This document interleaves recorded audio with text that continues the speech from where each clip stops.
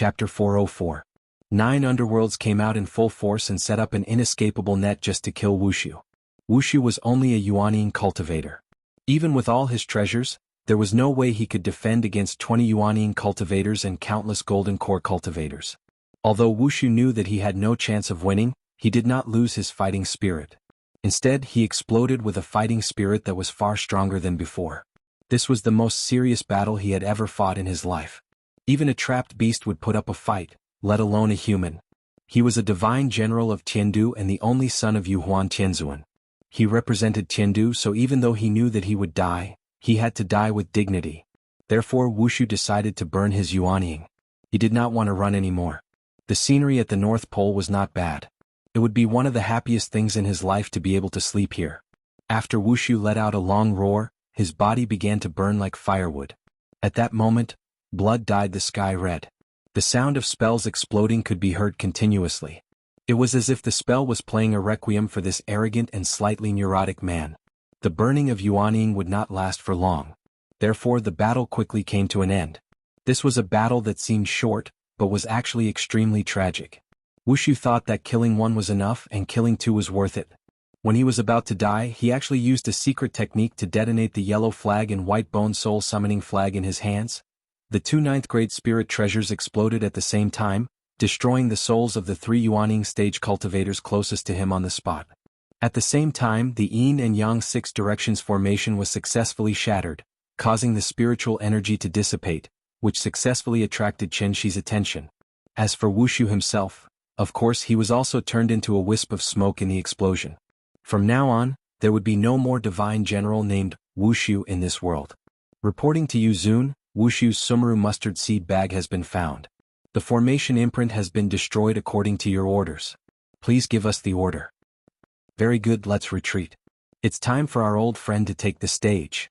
The 9 Serenities had lost 3 Yuanning in this battle, but Jiang Yin did not seem to feel the slightest bit of heartache. Instead, he calmly ordered his men to clean up the battlefield as quickly as possible. He knew that Chen Shi would come, so he had to hide everything before Chen Shi arrived. Otherwise, where would he find such a good scapegoat? After receiving Jiang Yan's order, the generals of the 9 Serenities did not even bother to clean up the battlefield. They quietly retreated like a receding tide, leaving behind only the messy aftermath of the battle. Chen Shi rushed to the Arctic Circle as fast as he could. His intuition told him that this true essence fluctuation was not simple. But unfortunately, Chen Shi was like the police in the movies. He was always the last to arrive. By the time he arrived at the scene of the incident with Bai Hong, everything had disappeared. All that was left was a shattered ice field that seemed to have experienced a carpet bombing. Some broken spell imprints were vaguely left in the air. Chen Shi silently sensed them. He felt that these spells were familiar, but he could not tell where he had seen them before. It was very strange. It was a bit like the Jiang family's True 6 Trigram spell, but it was much more exquisite. It was far beyond the level of the Jiang family. Chen Shi knew the ins and outs of Daiyu Island very well, so he did not even think about Jiang Yan. Therefore he could not even figure out what had happened here. Who was fighting? What level of battle was it? Judging from the true essence fluctuation that he had sensed earlier, the level of this battle was far beyond Chen Shi's imagination. The battle of the Yuanning? When did Earth become so terrifying? Chen Shi silently sensed the spell imprints in the air, trying to find some clues from them. Bai Hong, on the other hand, began a carpet search in the snow. Finally, under a pile of soft snow, Bai Hong successfully found a tattered piece of cloth about the size of a fingernail. This rag was yellow with golden threads embroidered on it. It was obviously not an ordinary item. Bai Hong picked up the tattered piece of cloth and carefully rubbed it in her hand. Immediately after, he seemed to have suddenly thought of something, and even his pupils couldn't help but dilate a lot. This is the Wuji apricot yellow flag? Bai Hong did not dare to believe his guess. He tried to sense some spiritual energy from it, but this rag was no different from an ordinary tablecloth. Other than the brighter color, there was nothing special about it. Under normal circumstances, magic treasures could be recycled and reused. For example, Chen Shi had recycled Qing Wan's spear. But if this magic treasure was a natal magic treasure, and its owner used a secret technique to detonate it, this magic treasure would be completely destroyed. Even if it was picked up, it would take up too much space. In an instant, Bai Hong's mind went blank. After staring blankly for a long while, he began to search in the snow as if he had gone mad. Qin Shi noticed his abnormal behavior, so he stopped what he was doing and used his divine sense to help Bai Hong's search. This search was incredible. After Qin Shi picked up a palm-sized rag from the snow, Bai Hong was stunned. "It's Wuxiu, it's really him." Hearing this, even Qin Shi couldn't help but be stunned. Wuxiu. This guy was covered with high-level magic treasures to defend himself, and he had the blood escape technique to save his life. Even he was not 100% sure that he could kill Wuxiu. Who on earth could do it? At the same time, the Great World, Tindu. Heavenly Venerable Yuhuan was currently standing in a pavilion filled with candlelight. Next to each candle was a small wooden tablet with different names written on it. It looked like a memorial tablet in the ancestral hall. Yuhuan Qinzuan picked up one of the wooden tablets with trembling hands. The wooden tablet had the words Wuxiu written on it. He seemed to be a little unable to believe what he saw. So after picking up the wooden tablet and carefully touching it, Yuhuan Qinzuan picked up the candle next to it. The other candles were still burning well, but this one was extinguished. "Wuxiu, my son, can you tell father, what did you encounter in the lower realm?" This was the heart fire lamp. Every day when a newborn was born, the heart fire would be used as a lamp. The heart fire lamp could not be extinguished. Once it was extinguished, it meant that the owner of the lamp was dead. And this was the so-called, when the person died, the lamp went out. Although Yuhuan Tianzuan was the supreme of Tiandu, after seeing Wuxiu's heart fire lamp go out, he couldn't help but shed 2 lines of hot tears. But a celestial lord was a celestial lord after all. Even if the grief in his heart was extreme, he had to wait until this grief subsided before he stepped out of the attic again. "Pass down my orders. Order the 5 divine generals to return immediately and take the heaven-bearing efficacious floating mirror. Build the soul bridge, open the gate of heaven." Chapter 405.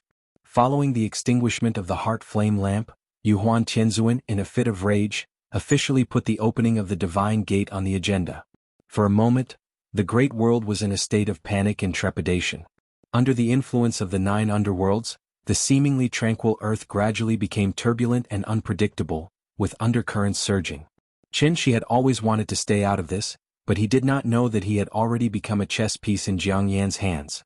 He and Bai Hong searched the Arctic tundra for a long time before they finally had to believe Wuxiu was most likely dead. Otherwise, how could they explain the destruction of the Wuji apricot yellow flag? If it wasn't a last resort, no one would detonate their life source magic weapon. This was a 9th-grade spiritual treasure. Once combined with the other 4 flags, it could form a treasure comparable to the Tianyan sword. Therefore, Qin Shi really could not understand who on earth could have forced Wuxiu to such a state. If even Qin Shi could not figure it out, Bai Hong naturally could not figure it out either. Changli's death at Qin Shi's hands was pardonable. After all, the 3 of them together were no match for Qin Shi, not to mention Changli alone.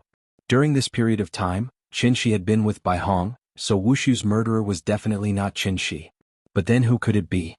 Other than the heavenly venerate, Bai Hong really could not think of anyone else who had such ability. When did the lower realm become so dangerous? Qin Shi and Bai Hong had the same question in their hearts.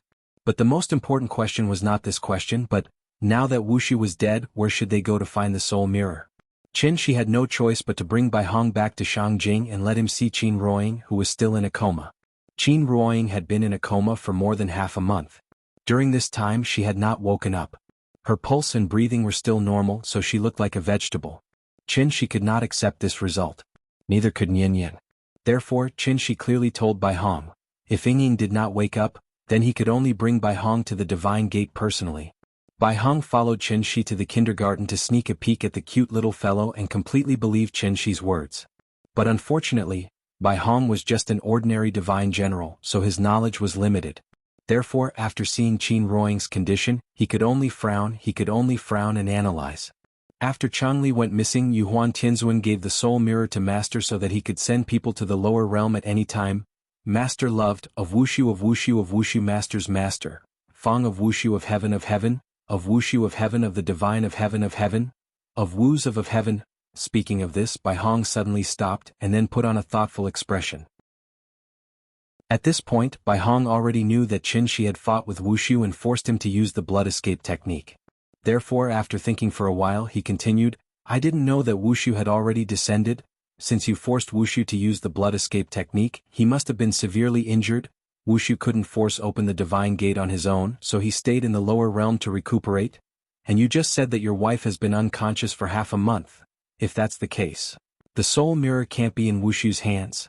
He must have left the soul mirror in divine capital before he descended. Hearing this, Qinshi was stunned. Wasn't this F*King nonsense? After going in such a big circle, he still had to enter the divine gate to solve the problem? Qinshi's patience had run out. So without saying a word, he pulled Bai Hong and flew directly to the sky above Shangjing City. Opening the divine gate required a spirit energy tide, right? There was no spirit energy tide now, right? At most, he could artificially create a spirit energy tide. Qinshi had already thought it through. He was not going to divine capital to fight, but to reason with them. As long as he could solve Yingying's illness, he didn't even mind becoming friends with divine capital. A soul formation stage cultivator had taken the initiative to express his goodwill. Presumably, any faction with a brain wouldn't refuse. Bai Hong was shocked by Qinshi's courage. He was imprisoned by Qinshi for more than half a year, and he dreamed of returning to divine capital. Seeing that Qinshi took the initiative to take him back, Bai Hong was naturally happy, so he wanted Qinshi to bring Qing Wan and Shui Xiang along. As long as the three of them could return to divine capital safely, Bai Hong promised to let bygones be bygones. He was also willing to recommend Qinshi so that Qinshi could smoothly obtain the soul mirror. After all, Qinshi just wanted to borrow the soul mirror, not occupy it permanently, so the heavenly venerables wouldn't be so stingy. The two reached a consensus. Then, Qinshi used himself as the eye of the formation and the entire Shangjing City as the formation pattern to forcibly set off a huge spirit energy storm in the sky. A steady stream of spirit energy rushed to the center of the storm. In less than a while, this storm evolved into a turbulent tide of spiritual energy. Taking advantage of the gap between Qinshi's maintenance of the tide, Bai Hong hid at the side and frantically grasped the spirit energy of heaven and earth. Under the nourishment of the spirit energy, Bai Hong's skin gradually became white and rosy, so much so that he looked much younger. Qinshi used his own vital essence to gather the tide. This action was like reaching into a water tank and stirring it, forming a waterspout in the water. The whole process didn't require too much effort, so Qinshi could persist for a long time. But he didn't know the reason. Qinshi maintained it from noon to afternoon. The tide was getting bigger and bigger, but the divine gate still didn't open. Now that Yin was about to finish school, Qinshi hesitated again and again, and finally had to temporarily withdraw his vital essence. Then he turned to look at Bai Hong and asked, "What's the situation? Why hasn't the divine gate opened?" Hearing this, Bai Hong also looked around in confusion. It didn't make sense. Wuxiu's life and death were unknown. Didn't Yuhuan Tianzuan send someone down to check the situation? There were two conditions to open the divine gate. One was the appearance of a powerful spirit energy tide in the lower realm, and the other was the heavenly effecate floating mirror. Under normal circumstances, once a spirit energy tide appeared in the lower realm, Tiandu would use the heavenly effecate floating mirror to open the divine gate so that sinners in the lower realm could ascend. Of course, Tiandu would also occasionally send divine generals down to the lower realm to carry out various missions, such as Bai Hong and Wuxiu. Wuxiu's identity was extraordinary. How could Yuhuan Tianzuan, as his father, not be worried at all? I don't know, maybe something happened up there? Why don't we try again tomorrow? Qinshi was speechless. After glaring fiercely at Bai Hong, he flew back to Shangjing City without a word. Seeing this, Bai Hong hurriedly chased after him and asked, "Hey, where are you going?" "To pick up my child from school." "Why didn't the divine gate open?" "That was because Tiandu was using the soul mirror as the core to prepare to build a soul bridge." Wuxiu's unexpected death made Yuhuan Tianzuan, who had been hesitating, finally make up his mind. Because of this, the heavenly venerables also reached a consensus. So when the soul bridge was completed. Chapter 406. January 26th. The little girl who had been in kindergarten for a semester, finally welcomed the first winter break in her life. Before the break, the teacher held a class meeting to remind the parents of the things to pay attention to during the break. At the same time, she gave the children a winter break homework. The winter break homework of the kindergarten was naturally not as exaggerated as that of the middle school. At most, it was only 2 or 3 pages. The content was mainly to write numbers from memory, review pinyin, memorize nursery rhymes, and so on. She only hoped that the children would not forget all the things the teacher taught after the winter break. "Goodbye, teacher. I'll miss you. Nyin, good girl. I'll wait for you at school. See you next semester, goodbye." The little girl nodded her little head like she was pounding garlic. After waving goodbye to the teacher reluctantly, she turned her head to look at the two brothers. Now that the two brothers were sent to and from school by Xia Kaiji, they naturally could not go to school with her every day. Now that the winter break was finally here, the three children agreed to meet at the tea house tomorrow and then go to the ice rink to play. Wenwen Mingming, see you tomorrow. The little girl held Qinshi's hand and waited very politely until Xia Kaiji's car started. Then she turned around and followed Qinshi home. The closer it was to the end of the year, the more deserted Shangjing City seemed. Every time the little girl breathed, she would exhale a stream of hot air. She thought it was very fun, so from time to time she would raise her little head and then imitate the dubbing in the short video.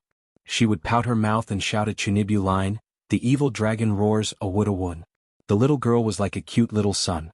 Even in this cold winter she could still bring some warmth to Qinshi. The father and daughter held hands and walked slowly on the street.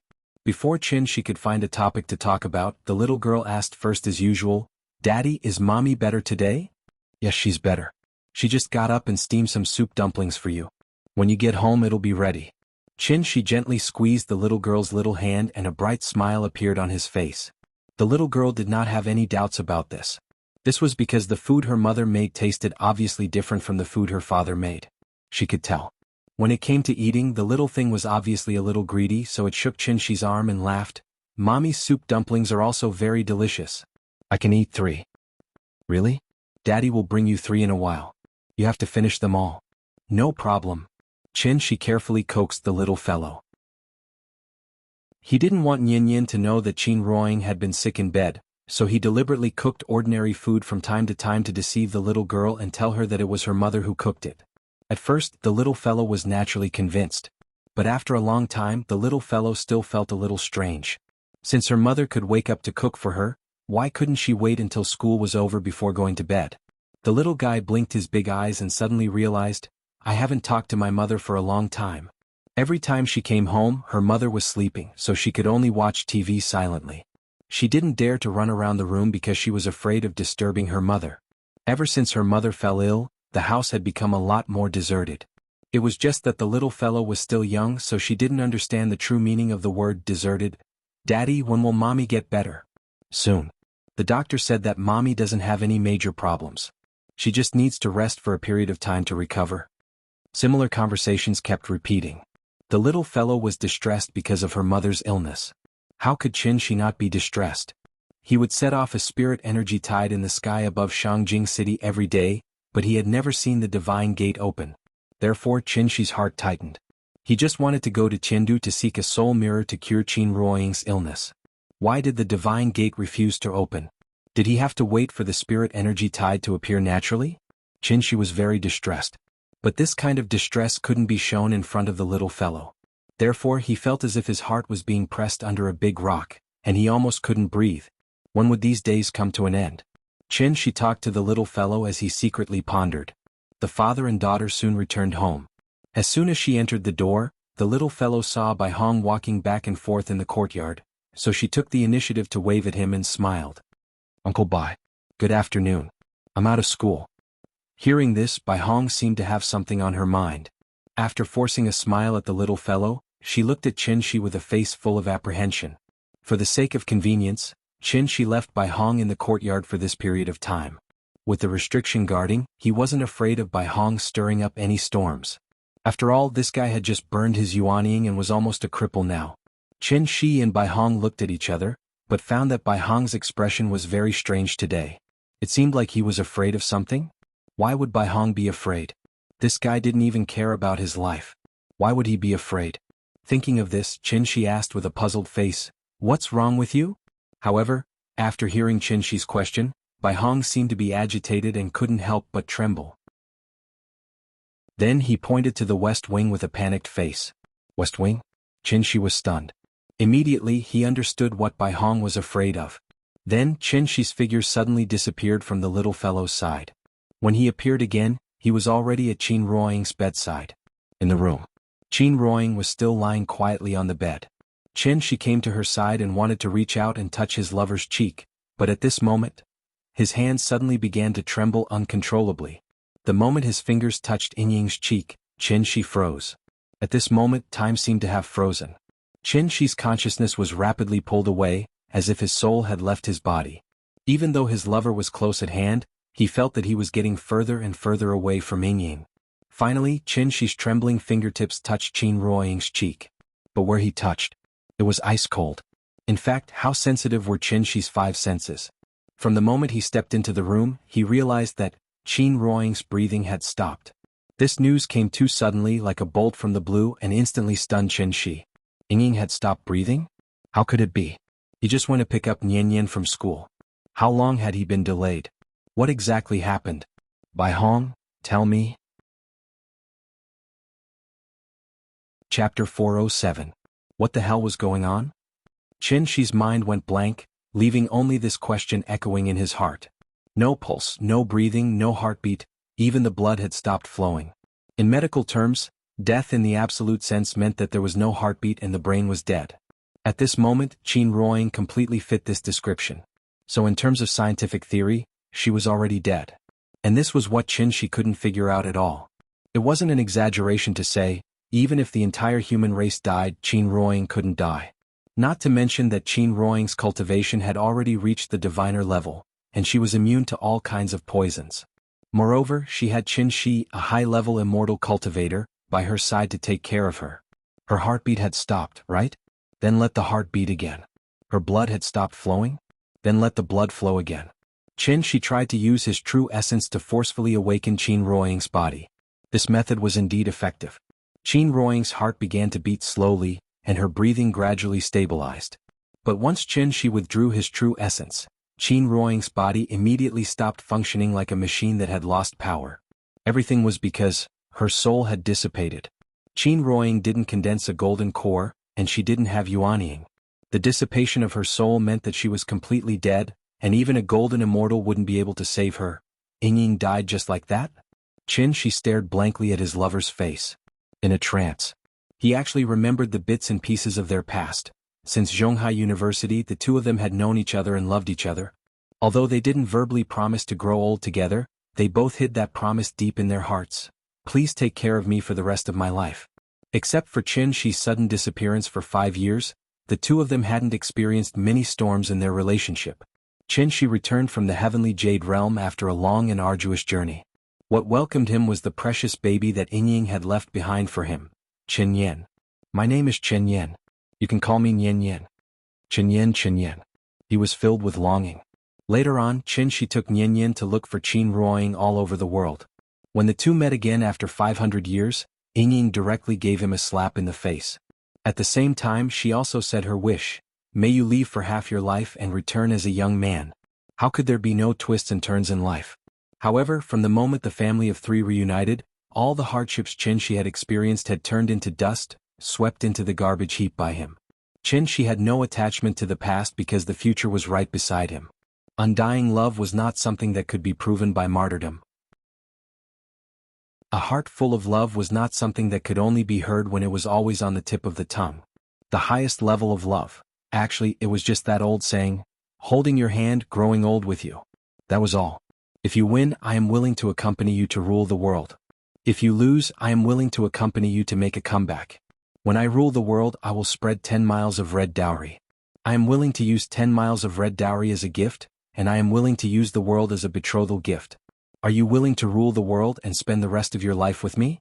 Qin Shi did not strive for the world, so Ying accompanied him in a small tea house by Hohai.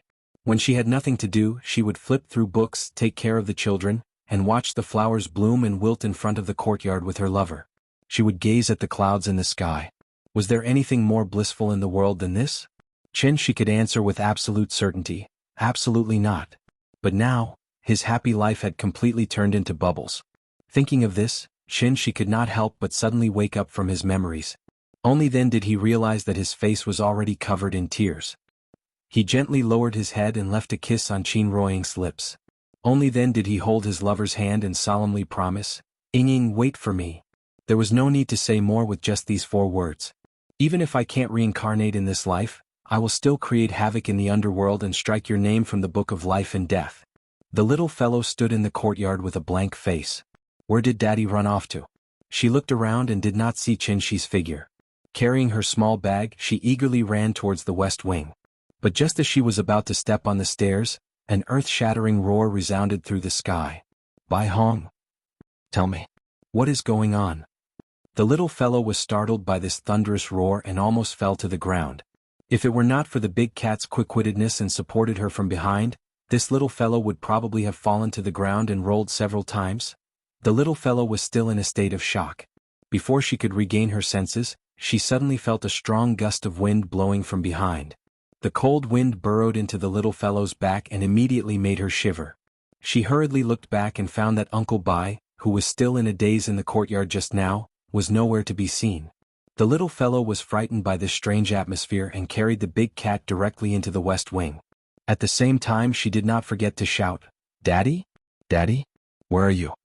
"Daddy is in the sky." Because the little fellow was in the courtyard just now, Qin was furious and directly grabbed Bai Hong's neck and lifted him into the sky. Cough, cough, cough. I don't know either. Everything was fine just now, but suddenly there was no breath. Bai Hong struggled to reply. This time he was really sitting at home, but the trouble came from the sky. Bai Hong was, after all, a divine general.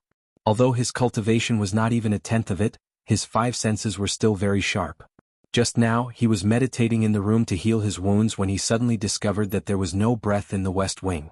He wanted to go in to check on the situation, but was blocked by the restriction set up by Qin, so he could only wait in the courtyard for Qin to return. It was fine if Qin did not come back. But this time, he had almost lost his life. In reality, Qin also knew that this matter had nothing to do with Bai Hong. He even guessed that this definitely had something to do with the spirit mirror. Otherwise, who in this world would be able to cause Yingying's soul to scatter without a sound? I'll tell you. If anything happens to Yingying, I'll definitely bury your Qindu with her. Qin was like an enraged lion, roaring at Bai Hong. Without waiting for Bai Hong to explain, he directly dragged Bai Hong and flew toward the Pacific Ocean. Although Bai Hong was not afraid of death, Qin Ruoying's current situation clearly had something to do with Tiandu, so he more or less felt that he could not face Qin. So, Bai Hong obediently kept his mouth shut, waiting to see what Qin wanted to do next. Qin was angry, but he did not lose his mind because of it. Since Yingying's soul had dissipated, the most important thing now was not to directly find her soul, but to find a way to protect Yingying's physical body.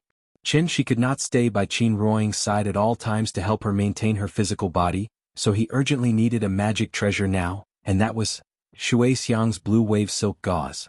Therefore, after arriving at the deep-sea cave, Qin frantically poured his vital essence into the large ice block that sealed Shui Xiang. As long as Shui Xiang's injuries were slightly relieved, her frozen state would naturally be lifted. Under Qin's continuous pouring of vital essence, the ice block gradually melted and Shui Xiang suddenly fell from it. During this period of time, Shui Xiang had been in a state of suspended animation, so she did not know what happened outside. Therefore, the moment she woke up, she directly launched an attack at Qin. Shui Xiang, stop.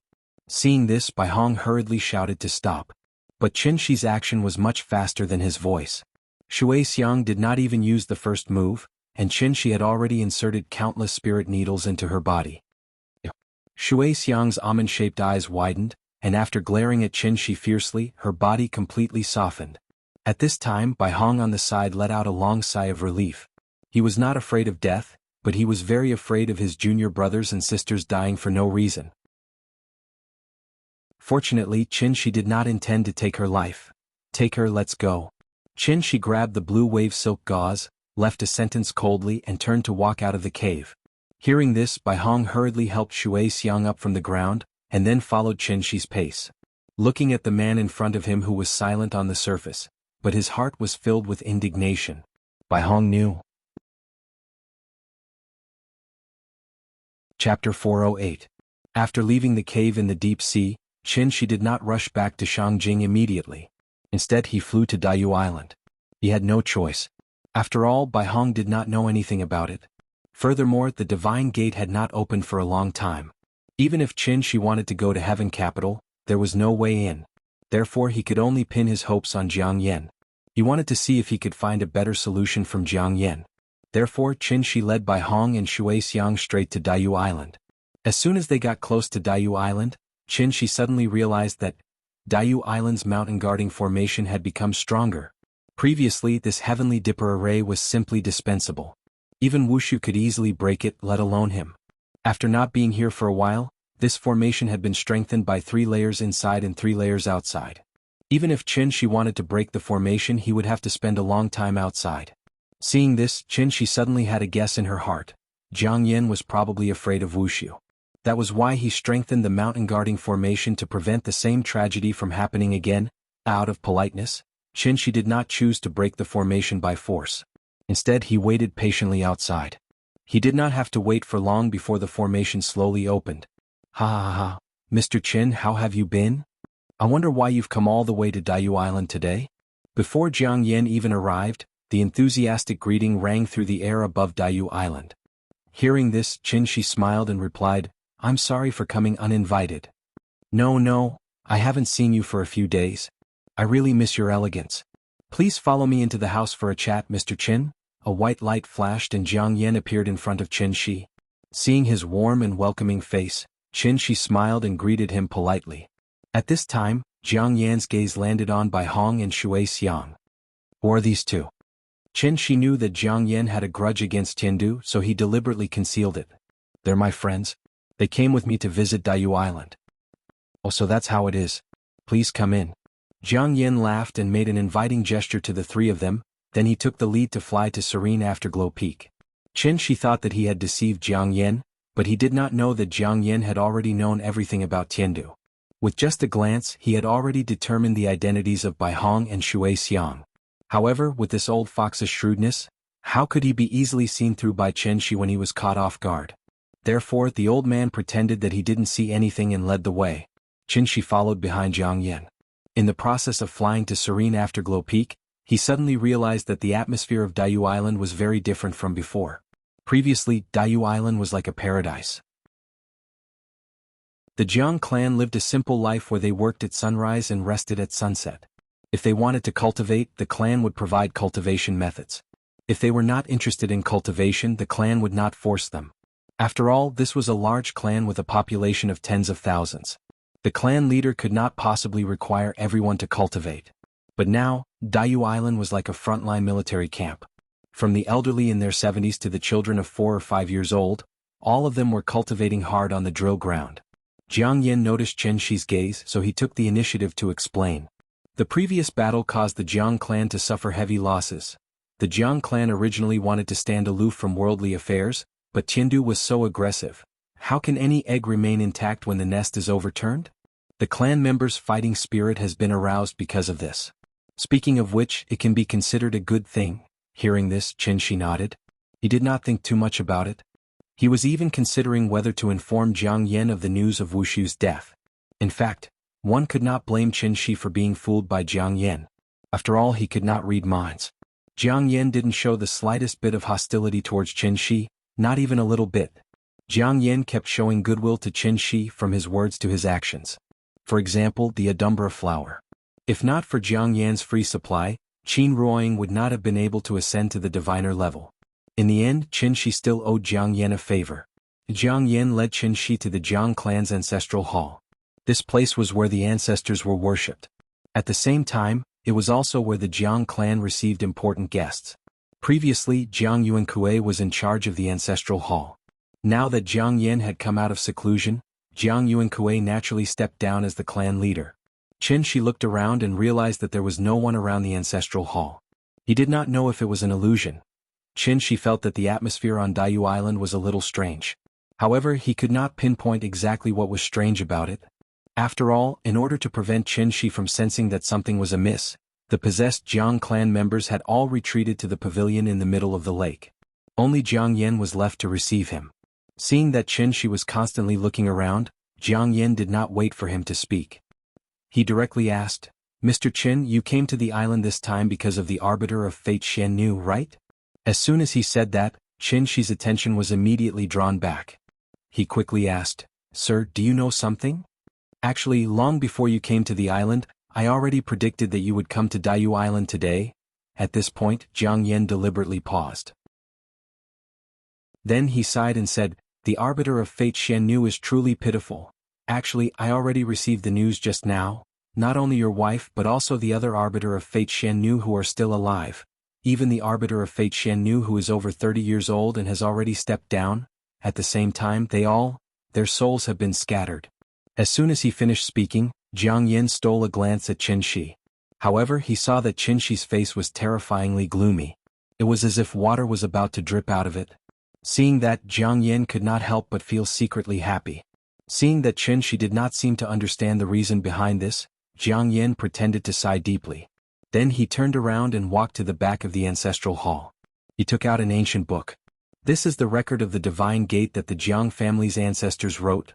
Originally, it was not supposed to be read by an outsider. However, this concerns your wife, so I'll make an exception this time. Sir, please read it yourself. Jiang Yin directly handed the ancient book to Qin Shi. After that, Qin Shi began to read 10 lines at a time. The first half of the ancient book was about how the Jiang family became a sinner. Qin Shi was not interested in this at all, so he directly flipped to the back. When it came to the Taiqing sacred ancestor, he began to read word by word seriously. As for the origin of the divine gate, Qin Shi had already learned more or less from Jiang Yin and Bai Hong. The ancient book only made further additions. However, these were not important.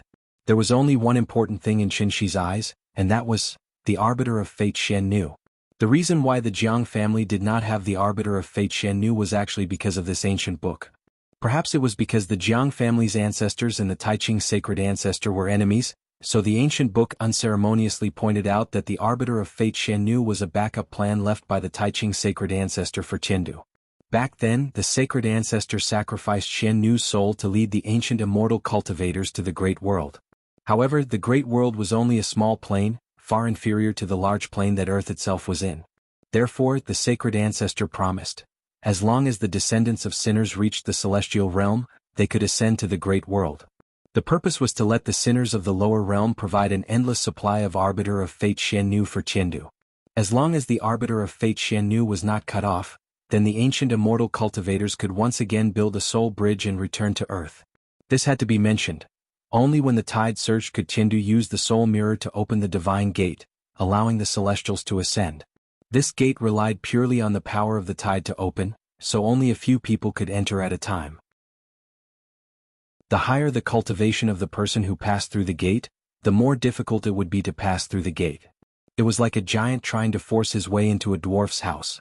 His huge body would naturally be stuck in the door frame. Unless the giant comprehended the true meaning of the word void, he would be able to open a new gate on his own. Otherwise, he could only obediently wait outside the gate. The reason why heavenly venerable wondrous spells could come to the lower realm was entirely because of the cultivation technique he practiced.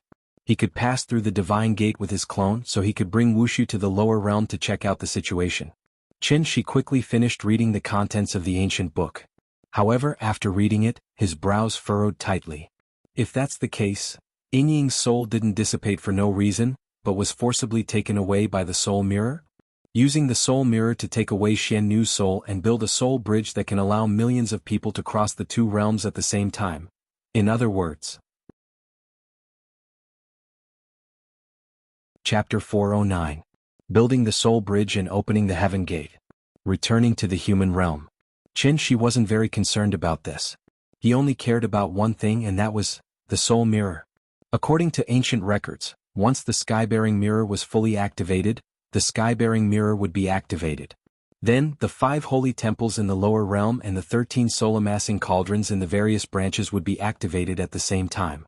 From there, they would build a super-large teleportation formation across the two realms, the so-called Soul Bridge. Soul Bridge? More accurately speaking, the Soul Bridge should be called the Bridge of Forgetfulness, right? The River of Forgetfulness beside the Bridge of Forgetfulness. Ancient cultivators walked leisurely on the bridge, but the river of forgetfulness beneath the bridge flowed with the blood and vengeful souls of the Siming Xian Nu. In reality, there were no special requirements to become the Siming Xian Nu. All one had to do was be a woman. As the Siming Xian Nu gradually became a symbol of status, a series of additional requirements were added to the land of legacy in the lower realm. Of course, the Siming Xian Nu that everyone in the village respected was actually just a stepping stone for the ancient cultivators to cross the river. The moment they became the Siming Xian Nu, their souls were already offered to the soul-amassing cauldron. Even after death, their remnant souls would automatically fly into the soul-amassing cauldron and be stored in the cauldron as souls. It was only then that the Siming Xian Nu would truly usher in their tragic lives. Because their souls hadn't perished, they would instead endure endless torment and burning in the soul-amassing cauldron until the soul mirror opened. Only then would they truly be liberated. Turning to ashes was a form of liberation. Qin Shi returned the ancient book to Jiang Yan. Then, without saying a word, he cupped his hands and thanked Jiang Yan. Then he silently turned and walked out of the Jiang clan ancestral hall. Bai Hong had been waiting outside. When she saw Qin Shi come out, she immediately approached him to ask about the situation. But he didn't expect that Qin Shi would grab him and Shui Xiang and fly straight back to Shangjing. As soon as Qin Shi left, Jiang Yan followed behind.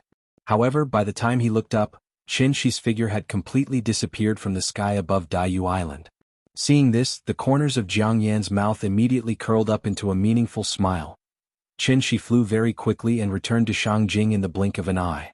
This time he didn't let Bai Hong and Shui Xiang enter the house. Instead, he casually threw them into the alley and used his true essence to control them. Qin Shi had left so suddenly that the little girl couldn't find her father after looking around the yard, so she ran to the room to watch TV.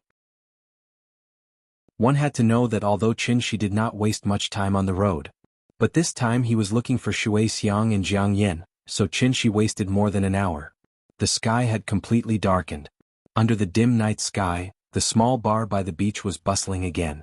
Only this courtyard that used to be bustling with noise and excitement. At this moment, it was still deserted.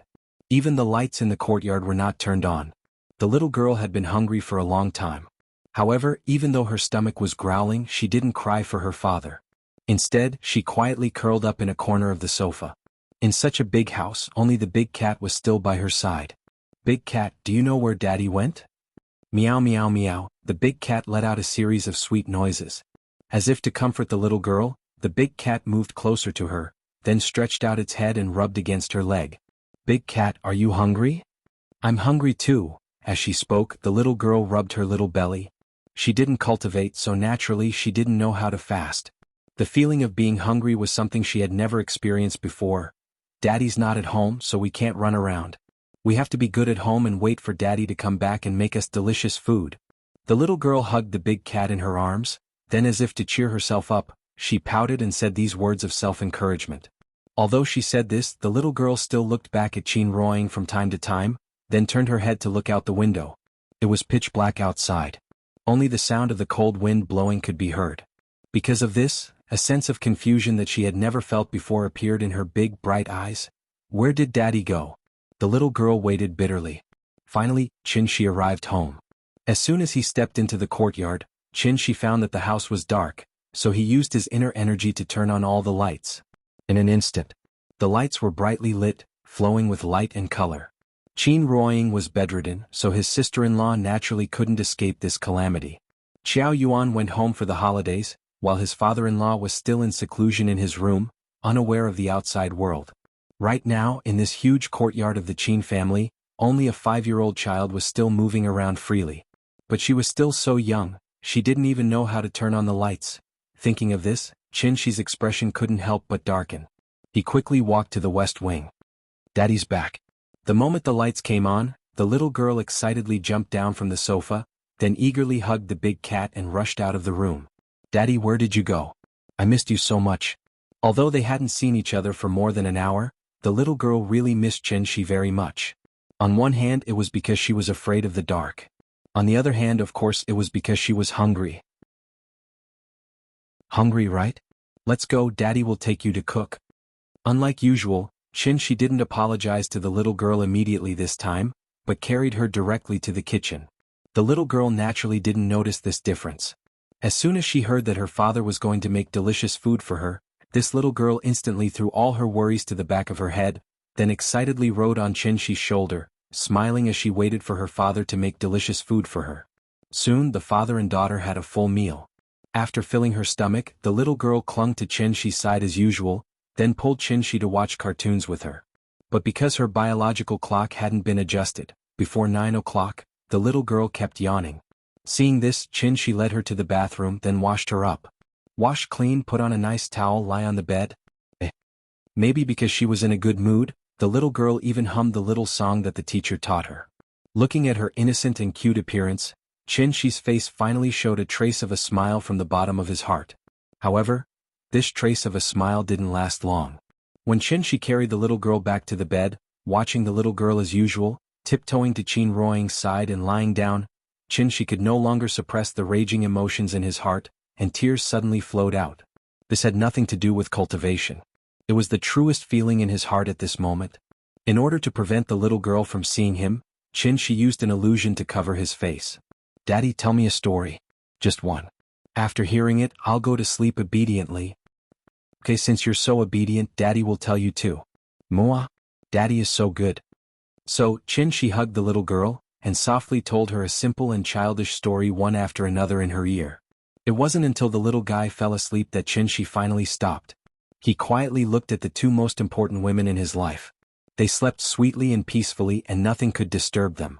Just as Qin had once promised, "Even if the sky collapses, I'll hold it up for you. I'm Yingying's husband. And also Nianyan's father." For Yingying, he couldn't let Tiandu build a soul bridge. Because the moment the soul bridge was formed, Yingying's soul would scatter. So he had to dare to go to Tiandu before the soul bridge was built to ask for an explanation for his lover. But if he went, he didn't know when he would come back. Because he wasn't completely sure. And this was also the first time since Qin returned that he did something he wasn't sure of. But he had to do it. Qin wouldn't leave quietly, so he had to accompany Nianyan for a night, and tell her everything tomorrow.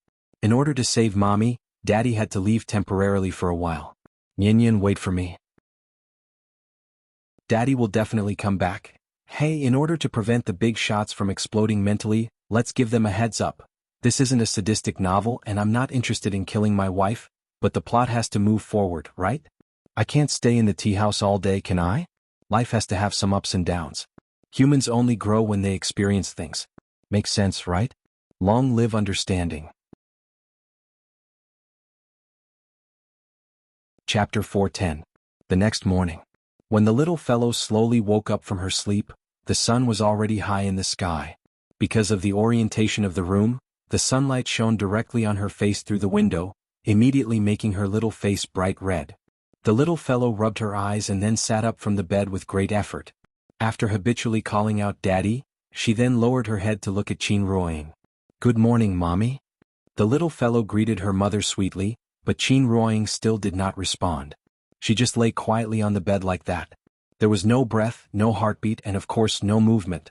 If one looked at it from a secular perspective, this child actually slept with her mother's corpse every day. Thinking about it carefully, this scene was really strange and even gave people a chilling feeling. Fortunately, the little fellow did not think so. In her mind, her mother was just sick, a very, very sick person. Daddy was busy taking care of her mother, so sometimes he neglected her. The little fellow did not want to cause trouble for her father. Therefore, she called out to her father, but her father did not appear for a long time. The child imitated her father's usual behavior, gently pecked her mother's cheek, and then got up from the bed. Then, the little fellow ran into the bathroom, stepped on a small stool and began to wash herself. Brushing her teeth was too troublesome, so the little fellow directly skipped this process. She took a towel and wiped her face carelessly, and the washing was done. At this time, Qin Yongyan, who had not shown up for a long time, followed Qin out of the main hall. "Good morning, Grandpa." The moment she saw Qin Yongyan, the little fellow very intimately went to his side, and immediately made Qin Yongyan laugh loudly. The 3 generations of grandfather and grandson sat around the small table and had breakfast. During this time, everything was as warm and peaceful as usual. Qin cleared the table and then called the little fellow to his side. "Nianyan, Daddy wants to discuss something with you." "What is it?" The little fellow tilted her head, her big eyes filled with confusion. "Mom's condition has worsened. Dad has to go abroad to get the best doctor for Mom. But it's very far overseas. Once Father goes, it might be a very, very long time before I can return." The little fellow did not reply immediately. She pursed her lips and looked at Qin eagerly, as if she was still thinking about the meaning of his words. "Nianyan, be good. After Daddy leaves, don't be afraid, because Mom, Auntie and Grandpa are all by your side. And the big cat, Big Head, they will always be with you. Mom and Auntie are both sick. They can't take care of you anymore, but Grandpa can. So, I'll have to trouble Grandpa to cook for you and take care of your life in the future. Grandpa is already so old. He's not as young as Dad. He doesn't have enough energy to play with you. Promise Daddy that you'll listen to Grandpa in the future, okay?" Qin gently held Nianyan in his arms and whispered many things into her ear. He knew that Nyenyen might not be able to remember it, but he had no choice. He still had to say these words to Nyenyen. This was Daddy's reluctance and also his parting words. The little fellow was still young, so she did not know what Qinshi's words meant. She only remembered one thing, and that was, Daddy was leaving. He was going to a very, very far place. Because Mom was sick, Daddy had to find a way to treat Mom. The little fellow knew what was important. So even if she was a little unhappy, she did not cry and make a fuss to stop Qinshi from leaving. Instead, she looked up and asked seriously, Daddy, how long will you be away? When will you come back? As soon as this question came out, Qinshi fell silent. After a long silence, he reluctantly squeezed out a smile and said to the little fellow, It won't be long. You know, Daddy has been abroad before. Now that I have experience, I should be able to come back soon. The little fellow nodded as if she had understood something. Then, as if she suddenly thought of something, she hurriedly asked, Dad, what should I do if I miss you? Hearing this, Qinshi fell silent again. Because he really did not know how to answer. Should he continue to deceive her? Or should he cruelly tell her the truth? Once he left, he didn't know when he would see him again. Just thinking about it was enough to break his heart. The little fellow saw that Qinshi did not answer for a long time. After blinking her eyes, she thought of a solution for herself. Daddy, if I miss you, then I'll video call you. Okay. Looking at the little fellow's expectant eyes, Qinshi finally nodded decisively this time. This was a solution he did not think of. Now that technology was developing so rapidly, it should not be difficult to simulate his image and deceive the little fellow, right? The father and daughter had a lot of private conversations today. They talked from morning to afternoon. When the sun was about to set, the little fellow, led by Qin Yongyan, personally sent Qinshi to the door. She tiptoed and took the initiative to kiss Qinshi's left and right cheeks. Then she said with a reluctant face, Daddy, you have to come back early, I'll miss you. Okay, Daddy promises you. While speaking, Qinshi gently left a kiss on the little fellow's forehead. The father and daughter parted ways. Qinshi strode away and did not look back along the way. But until his figure disappeared at the end of the alley, the little fellow was still waving her little hand in the direction he left. Daddy, come back early. After saying goodbye to the little fellow and making a series of preparations, Qinshi took Bai Hong and Shui Xiang back to the familiar place, Karakoram Kunlun, the closest place to heaven. Qinshi found the ruins of the sundial temple based on his memory, then sat down cross-legged in the middle of the ruins. Sitting down, he sat for a whole 3 days and 3 nights. It was not until the morning of the 4th day that Qinshi finally woke up from his meditation and took out the sound-transmitting talisman that Jiang Yen gave him from his bosom. This was a sound-transmitting talisman that could directly contact Tiandu. It was a rare stock from ancient times. He did not know where Jiang Yen got it from. Right now, Tiandu was preparing to build a soul bridge. No matter how turbulent the spiritual qi in the lower realm was, it was impossible for Tiandu to withdraw the soul mirror that was in use. Since the gate of heaven refused to open, then Qinshi could only think of a way to forcibly open the gate of heaven himself. This sound-transmitting talisman became the key. Because he wanted to use this sound-transmitting talisman to locate the position of Tiandu and thus pry open the gate of heaven. This was also the solution that Qinshi and Jiang Yen finally came up with after a detailed discussion. Since the moment Qin Ruoying's soul dissipated, Bai Hong had been reduced to a prisoner again. So he could only be locked to one side like Shui Xiang, anxiously watching Qinshi's strange actions. They saw, after Qinshi ignited the talisman, he leaped into the air. Then, under the dumbfounded expressions of the two people, Qinshi held the flowing cloud sword in his hand, mobilized all the vital essence in his body and fiercely slashed at the sky. In an instant, the mountains shook, the wind and snow trembled. After 3 days of meditation, Qinshi gathered all the vital essence in his body to one point. The moment the sword was drawn, the whole world fell silent. Immediately after, the sword qi grew bigger and bigger. Every time it flew up a meter, the sword qi would violently expand at a speed visible to the naked eye. As the sword qi continued to expand, it finally showed a kind of earth-shattering momentum, rolling up all the fluttering snowflakes between heaven and earth, like a pillar that supported the heavens, crashing into the clouds. Only then did Bai Hong suddenly widen his eyes, finally understanding what Qinshi was doing. He was going to use his own strength. Chapter 4:11. After 3 days of recuperation, Qinshi finally slashed out with his sword. This was also the first time he had launched an attack in his peak state since returning to Earth. Of course, the target of his attack wasn't a person or object, and it was the boundless sky. The elegance of this sword could be said to be shocking the world. If one were to overlook the Earth from space, they would be able to clearly see that on the surface of this blue planet, a beam of light suddenly shot up into the sky like a celestial pillar. The dazzling sword light tore through the clouds, and the quintessential essence dispersed like ripples, spreading out wave after wave. Wherever the true essence went, the climate of the area would even change dramatically. The northern part of the land of polar night suddenly became as bright as day. Heavy rain suddenly fell on the parched and scorching Africa. Even Hawaii, which was like spring all year round, welcomed a strange snowstorm at this moment. The clouds were like confetti in a bottle, shaking violently with the shaking of the bottle. As a result, abnormal weather conditions appeared in various areas. The torrential rain had yet to stop, but the sun had already risen in the blink of an eye. The atmosphere became unbearably turbulent, and the turbulence caused by the true essence almost affected all the flights around the world. In the blink of an eye, the emergency communications from the captains blew up the command towers of various airports. Feeling the violent shaking of the plane, the unlucky passengers felt as if doomsday was coming. Some of the pessimists even began to write their wills. At this moment, how insignificant were the weak mortals. Thank goodness. This sudden change in weather didn't last long, and everything soon returned to normal. After all, Shinshi was not a villain who had come to Earth to wreak havoc. He just wanted to force open the divine gate with his own strength. He was only one step away from the insightful emptiness realm. However, this one step of difference was like a heavenly moat in front of him. The peak of the divine transformation realm and the early Dongshu realm. It seemed like there was not much difference between them, but in reality the difference was like heaven and earth. If one were to say that they were only comprehending the laws of heaven and earth before the divine transformation stage, only after reaching the insightful emptiness realm could one truly be considered to be using the laws of heaven and earth. The true essence of the word void was the first law that an immortal cultivator had to master.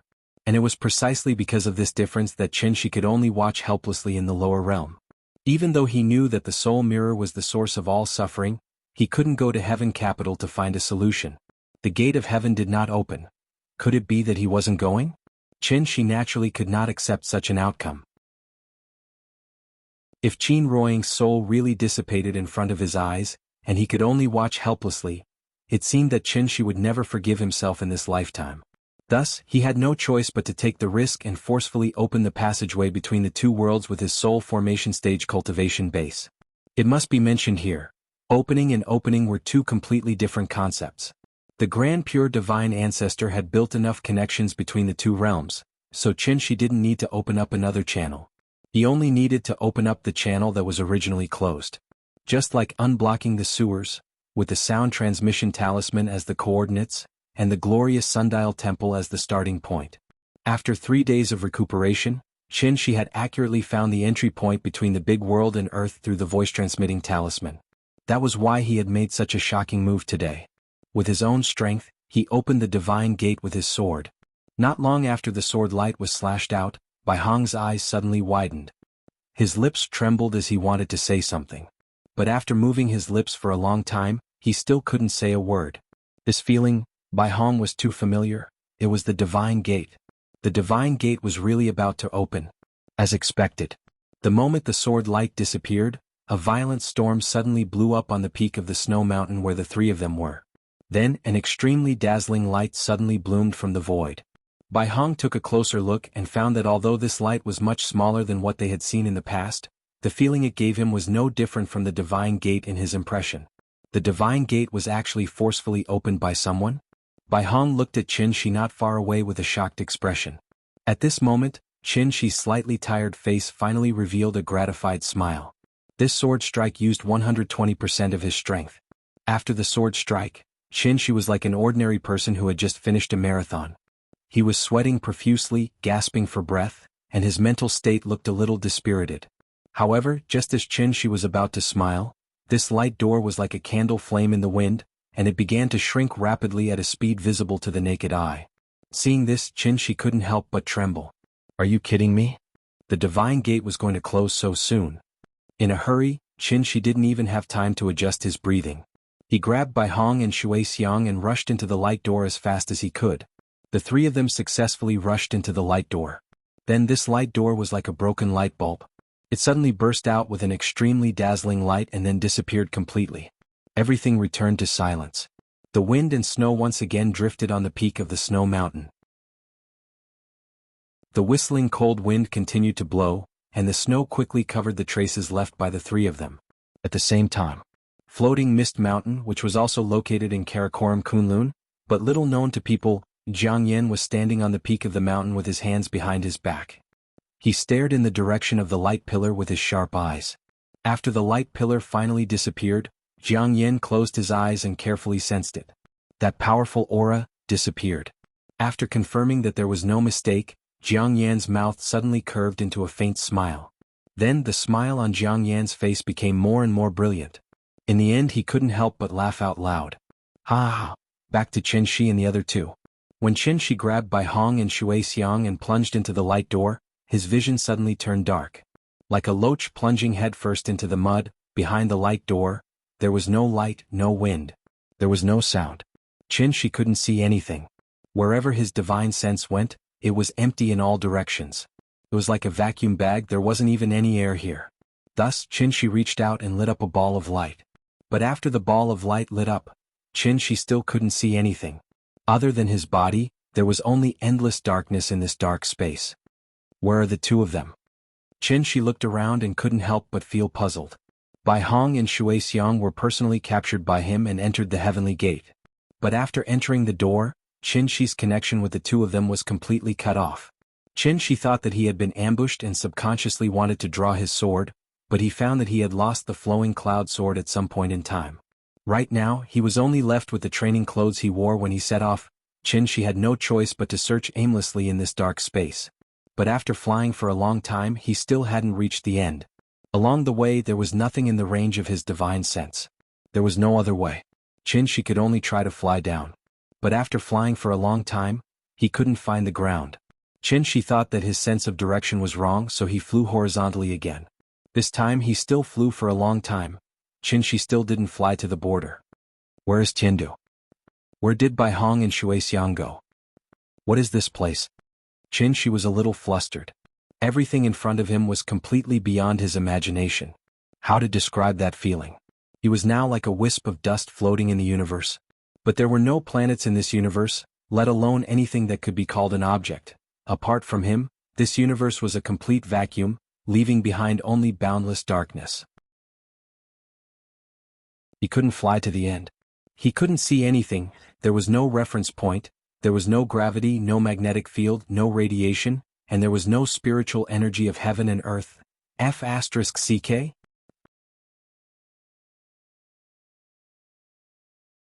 Chapter 412. Qin Shi used to think that there was only one thing he couldn't figure out in his entire life, and that was, how did he get to Heavenly Spiral? Who would have thought? Qin Shi hadn't even figured out the first thing, and the second thing that he couldn't figure out had already happened. This dark space was like a small black cell that imprisoned felons. At first, Qin Shi tried to think of ways to escape. But as time passed, Qin Shi realized that everything he did was useless. This place could be said to be, there was no road to heaven and no door to hell. Only boundless darkness enveloped him. Qin Shi released tens of thousands of light balls. For every 100 kilometers he flew, he left a light ball in the darkness. He tried to use the light ball as a reference point to find the boundary of the dark space. But as time passed, Qin Shi suddenly turned around and realized that even though the light balls he left behind had become a vast galaxy, he still couldn't fly to the boundary of the dark space. Perhaps this was the true meaning of boundless? After several fruitless attempts, Qin Shi's true essence had already been consumed by about 70 to 80%. There was no heaven and earth spirit chi here. If this continued, Qin Shi would be like a lamp that ran out of oil before they could find the exit. Qin Shi had no choice but to give up struggling. Then he silently sat cross-legged in the darkness. In order to conserve his inner core, Qin Shi didn't even light up the light balls again. The remaining inner core flowed slowly in his body, and Qin Shi's brain worked quickly. He started to pay attention to the passage of time. 1 second, 1 minute, 1 moment, 1 hour, 1 day, 1 week, 1 month, 1 year. Qin Shi's mind was firm. The endless darkness didn't cause him to lose his mind. But as time passed, Qin Shi's heart gradually became heavy. He closed his eyes, then opened them. 3 months had passed. This dark space was clearly endless, but Qin Shi felt especially oppressed. It was as if he would be swallowed by the darkness at any time. He couldn't accept it. He couldn't accept it. He couldn't accept it. Once Tiandu built his soul bridge, Ying's divine soul would vanish into thin air. By then, even if the Daluo Golden Immortal descended, he would be powerless. She couldn't accept being trapped here. Because he still had a lot of things to do. In a moment of desperation, she flew up and down in the darkness like a headless fly, roaring loudly. He tried his best to make as much noise as possible. However, this dark space didn't even give him a trace of a reply. Very soon. A year passed. The long period of darkness and the mental pressure brought about by the rush to save Ying's to begin with, Shi's to begin to collapse. He grabbed his own hair with a pained expression, and could only let out a series of howls that were close to wailing. Let me out. Let me out. Let me out, I beg you. His voice was loud and impassioned at first, but it gradually became low and hoarse. In the end, it completely turned into a feeble and pitiful pleading. In the blink of an eye. 10 years passed. Shi was in complete despair. He was like a puppet that had lost its soul. He floated numbly in the darkness, as silent as a corpse. If someone were to approach his body, they would hear his mouth squirming. He could still speak, but he just kept repeating this sentence. It's too late, too late, too late, too late. 10 years had passed. Ying's soul should have long dissipated. Even if he were to be let out now, it was too late. It was hopeless. It was already hopeless. Shi clearly remembered every detail when he was with Ying. It was also because of this that the sweetness of the past had now become a sharp knife that ruthlessly slashed at his heart again and again. Self-blame, pain, regret, sadness, anxiety, worry, irritation, frustration, anger. All the negative emotions of human beings were gathered in Shi's heart at this moment. If it was possible, he would rather die than stay in this boundless darkness. Fortunately, Shi still had a glimmer of hope in his heart. Last year today in this door human faces and peach blossoms were rosy. I don't know where the human faces are, but the peach blossoms are still smiling in the spring breeze. He had already parted with Ying once. He had stayed in heavenly spiral for 500 years, but only 5 years had passed on Earth. Who knew how many years a year in this godforsaken place was equivalent to on Earth? Thinking of this, Shi couldn't help but erupt with an extremely strong will to live. Yes. Before determining the time difference between the two worlds, how could he give up on himself? Before the moment the truth was revealed, how could he be hit by his own negative emotions first? Shi sat cross-legged again. He didn't want to think about those things anymore. Instead, he began to repeatedly ponder the mystery of this dark space. Since this dark space could trap an immortal cultivator at the peak of the soul formation realm, it meant that this space was definitely extraordinary. Shi directly ruled out the possibility that Tiandu was behind this. It wasn't that he looked down on Tiandu, but that Tiandu really didn't have that ability. Even if the Grand Pure One was alive, it was absolutely impossible for him to play with him in the palm of his hand like this. As such, after pondering over it again and again, Shi suddenly had a guess in his heart. Could it be that there was an accident when he opened the heavenly gate with his sword, and that was why he barged into this endless dark space? Came uninvited? Waiting for him? Or catching a turtle in a jar? He hadn't comprehended the true meaning of the word void, so he didn't understand what was needed to cross the two worlds. A huge amount of vital essence. Obviously, it was more than that. Shi began to think about this problem seriously. Even if he was deep in darkness, he had to maintain a clear mind. Shi kept thinking. But time never stopped waiting for him. In the blink of an eye. 100 years had passed. Let's talk about Nian first. Ever since Shi left, the little girl had been thinking about him all the time. On one hand, it was because Grandpa's cooking was not as good as Daddy's. On the other hand, it was because Mommy had been lying in bed motionless. Without the company of Daddy and Mommy, the little girl was indeed very uncomfortable and was not used to it. Therefore, she had to video call Shi at least 10 times a day. Fortunately, before Shi left, he had already made all the preparations. She didn't know what agreement he had reached with Wu Lian. In short, after Shi left, Wu Lian set up a team to deal with the little girl's video bombardment that could come at any time. Therefore, with the support of national technology, Shi's appearance could always appear vividly in front of the little girl. This also greatly eased the little girl's longing. Detective Conan could lie to Xiaolan until the end with just a phone call, let alone Shi who used a video call. Under the constant comfort of Shi, the little girl also welcomed a new year. This year's spring festival was much earlier than last year. February 4th. New Year's Eve. Early in the morning, Wang Chuanju and Qin Yongwang brought a large group of people to the Qin family's courtyard. In order to make the little girl happy, the big brothers and sisters from the various departments of the martial arts alliance used all their strength. They practically treated her like a little princess. They held her in their hands, afraid that she would fall, and in their mouths, afraid that she would break. With so many people trying to make the little girl happy, even without the company of daddy and mommy, the little girl had a very happy new year. Chapter 4:13. Children don't remember things. Once there's something happy, they'll quickly throw their worries aside. Yin Yin is naturally the same. It's just that her happiness is like the tide, always coming in waves. After the tide recedes, there will still be a large beach full of holes poked by stone crabs. It's impossible for the little fellow to stay excited forever. Therefore, every night when she goes to bed, it's the time of the day when she misses her father the most. Qin Shi was still telling her stories in the video, but the little girl didn't fall asleep after listening to it like she used to. She always asks her father to finish one story after another, as if she has inexhaustible energy. Every time this happens, Qin Yongyan will silently wait at the side. It wasn't until Qin Shi on the other end of the video repeatedly ordered the little guy to sleep that the little guy would pout and lie back on the bed. At this time, Qin Yongyan will turn off the light and quietly leave the west wing. Qin Yongyan once thought of bringing the little fellow to live with him in the main room, but the little fellow is unwilling no matter what. She wants to sleep with her mother. Although her mother never responds to her. The little fellow has been staying in this courtyard full of spiritual energy, surrounded by all the cultivators above the celestial being stage. Under normal circumstances, the little fellow should have already become a child genius. But she didn't. Because Qin Shi has already placed a seal on her, the little fellow's intelligence has always been at the level of a normal person. Qin Shi only wants to give Nian Yin a normal childhood. He doesn't want her to become a weirdo among her peers. Qin Shi's reason for doing this is very good. Just like what Jack Ma said, the biggest mistake in my life is to establish Alibaba. But before this sentence, there's actually another sentence. I regret that I'm always busy with work and have no time to accompany my family. If I can live again, I definitely won't be like this again. My wife said it well, you're not my person, you belong to Alibaba.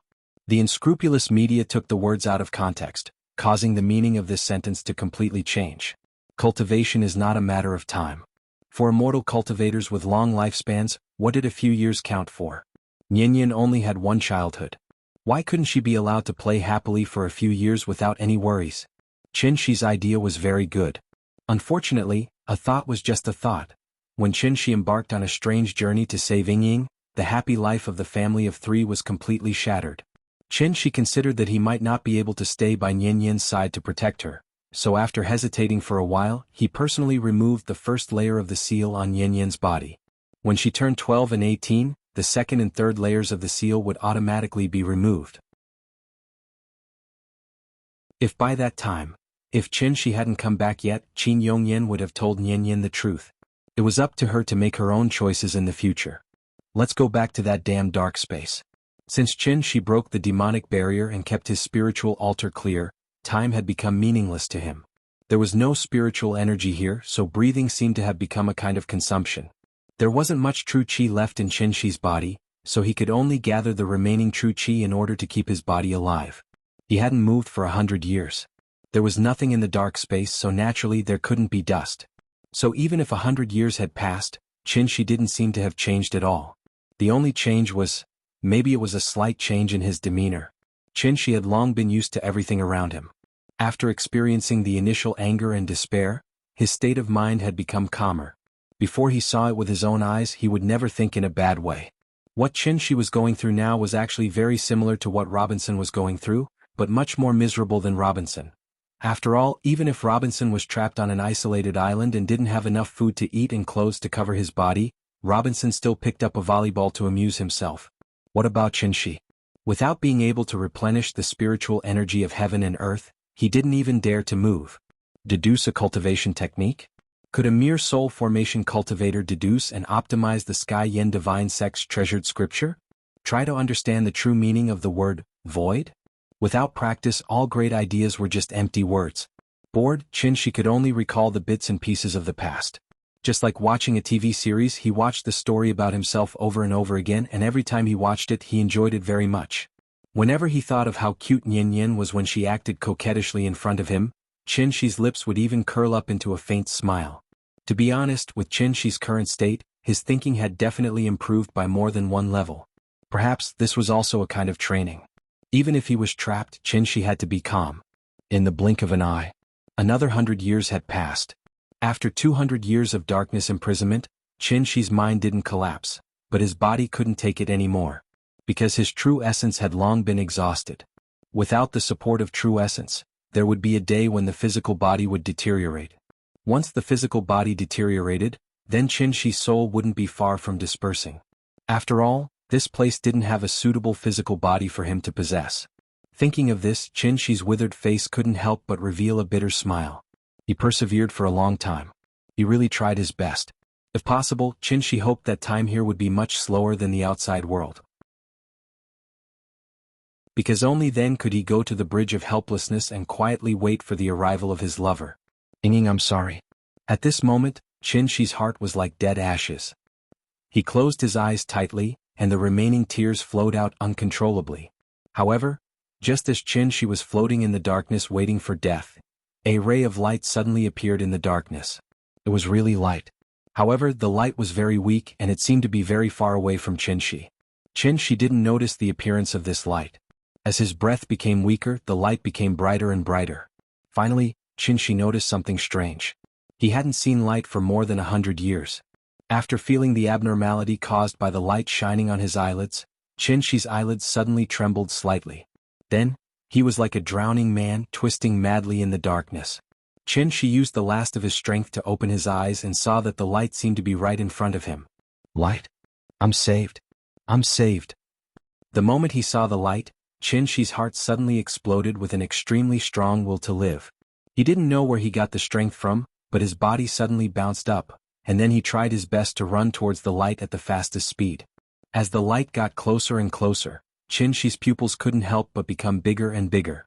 He was a little excited and a little scared. He was afraid that everything in front of him was an illusion before he died.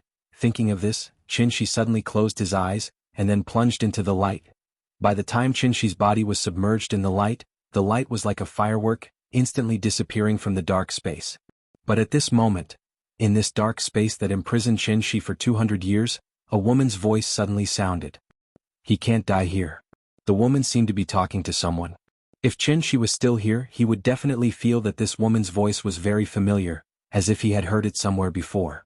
Sure enough, as soon as the woman's voice fell, a man's voice immediately followed. This is the reason for your interference? Do you know what the consequences are? I know. It's good that you know. The conversation came to an abrupt end.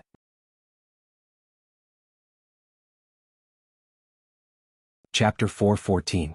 After Qin Shi plunged into the light, a cool and refreshing feeling enveloped him. That feeling, it was like a traveler in the desert who had been exposed to the sun for 3 days and suddenly fell into an underground cold pool. The surging spiritual energy of heaven and earth flowed into his body, instantly causing Qin Shi's dried-up dantian to glow with vitality. Qin Shi gasped for breath and frantically grasped the surrounding spiritual energy of heaven and earth around him. He did not even care where he was. After jumping out of the light, he directly sat cross-legged on the ground and adjusted his breathing. Who cares what the situation is? In any case, he had to replenish his vital essence first. After about a level of vital essence in his body had recovered, Qin Shi swept away the dispirited look on his face. At this moment he looked like a famous ancient sword that had just been unearthed. Although there was still a lot of mud on the surface, after unsheathing, the sharp edge of the sword still shone with a piercing cold light. Spiritual energy of heaven and earth. How long has it been since I felt such dense spiritual energy?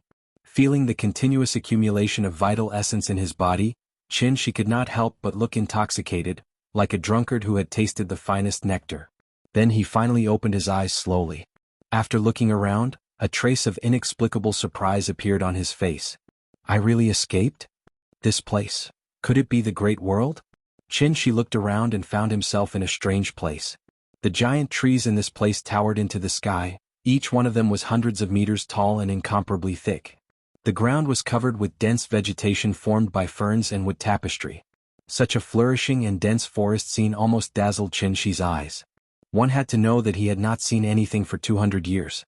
Suddenly coming to such a lively place, Qinshi's heart was immediately filled with a kind of joy of seeing the light of day again.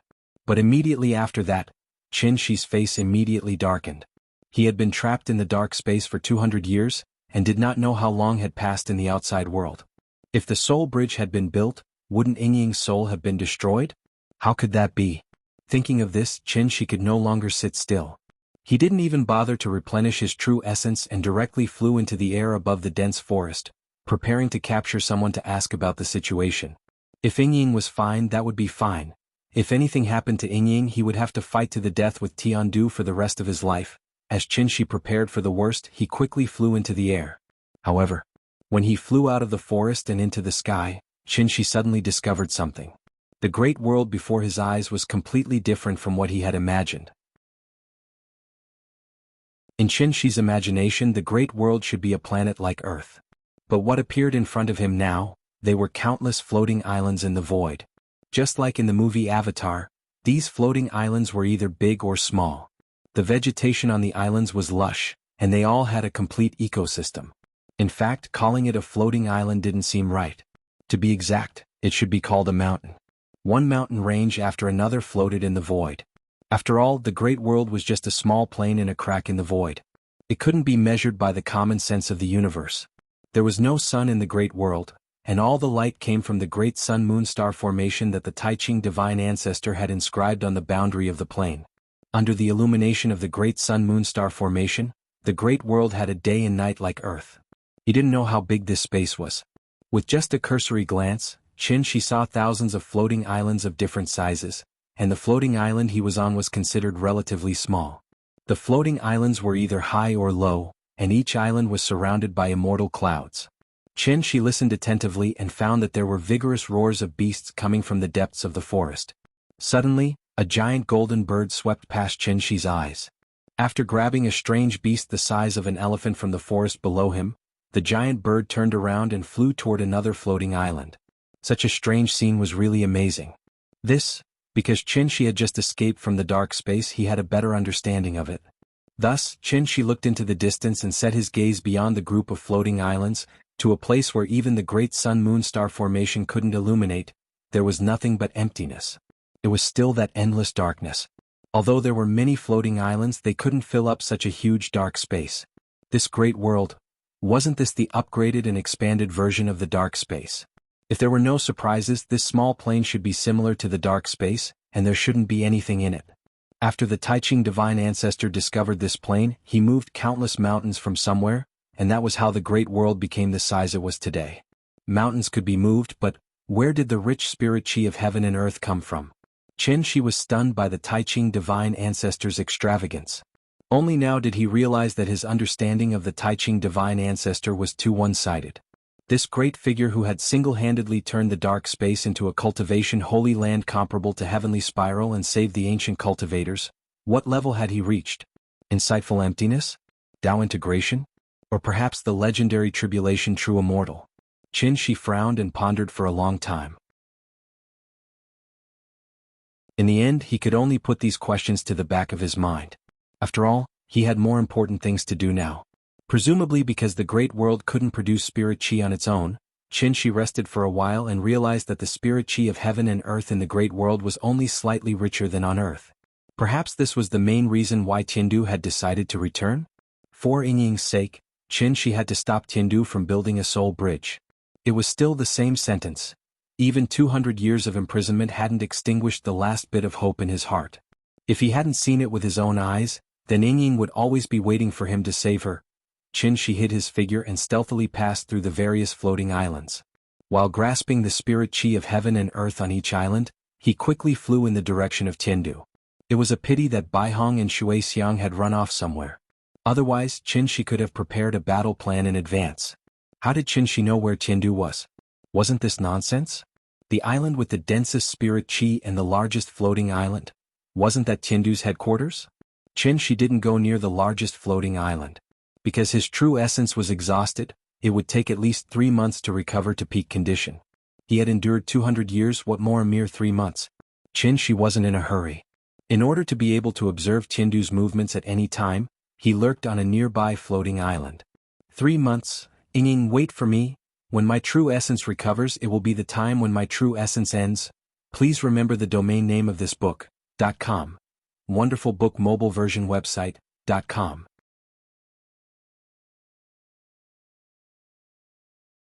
Chapter 4:15. 3 months passed by in a flash. In order not to be detected, Qin plundered large amounts of heaven and earth spirit chi from hundreds of floating islands during this period of time. After all, he was a soul formation cultivator. Now that he was determined to cultivate in seclusion, how could outsiders easily detect him? The only thing that could attract the attention of Qin was probably the rate at which the spirit chi on these floating islands was dissipating. Qin's heart was always on the soul mirror, so when he was not cultivating, he could not help but take time out to walk around a few times. As a result, he gradually gained a basic understanding of the Great World. There were a total of 120,000 floating islands in the Great World. If all the floating islands were piled together, the surface area was even larger than the moon, almost the size of Asia. The floating islands were not eternal. Once the heaven and earth spirit chi on the island was exhausted, the floating island would completely lose its vitality and float to the periphery of the floating islands. Qin had not figured out the source of the heaven and earth spirit chi for the time being. However, he was sure that the floating islands here were like batteries. After they were used up, they would not immediately become useless. Instead, they would float to the periphery and wait for the heaven and earth spirit chi to slowly recover. As for what kind of method did the floating islands use to recover their spirit chi? Obviously, Qin still needed to observe for a while more. Every island had its own ecosystem. Apart from heaven and earth treasures and rare beasts, of course, there were also many descendants of ancient cultivators living here. Qin went to a few nearby floating islands, but found that these people were like the Jiang clan, who were holed up in Daiyu Island. They had a clear concept of community, and it could be said that each island did not interfere with the other's business. You're on your island, I'm on mine.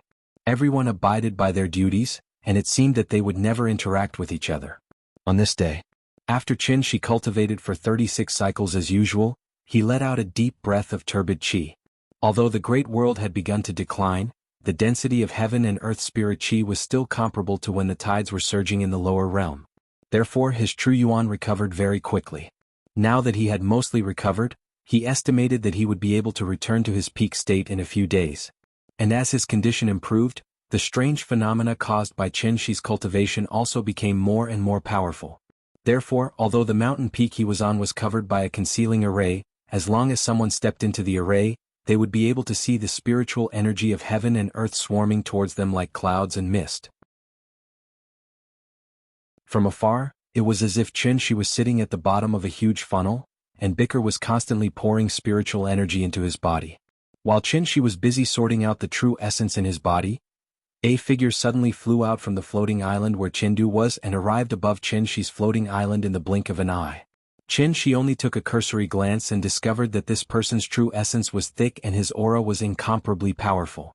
He was at least in existence on the same level as Bai Hong. Divine General? In fact, in the 3 months that Qin had been here, she had discovered a strange thing. Apart from the floating island where Qin was, he didn't find any Divine General level cultivators on the other floating islands. This was obviously somewhat illogical. As the saying goes, only by knowing yourself and your enemy can you win 100 battles. Although Qin's overall plan was disrupted by the sudden appearance of the dark space, he still learned the general structure of Tindu from Bai Hong in advance. First of all, the Celestial Lords of 10 Directions, led by Yuhuan Tianzuan and the others, were the core of the entire Tindu. These 10 people were also the strongest in the big world. Qin hadn't fought with a Celestial Lord yet, but from Bai Hong's description, Qin could basically conclude that a Celestial Lord should be equivalent to a cultivator at the divinity transformation stage.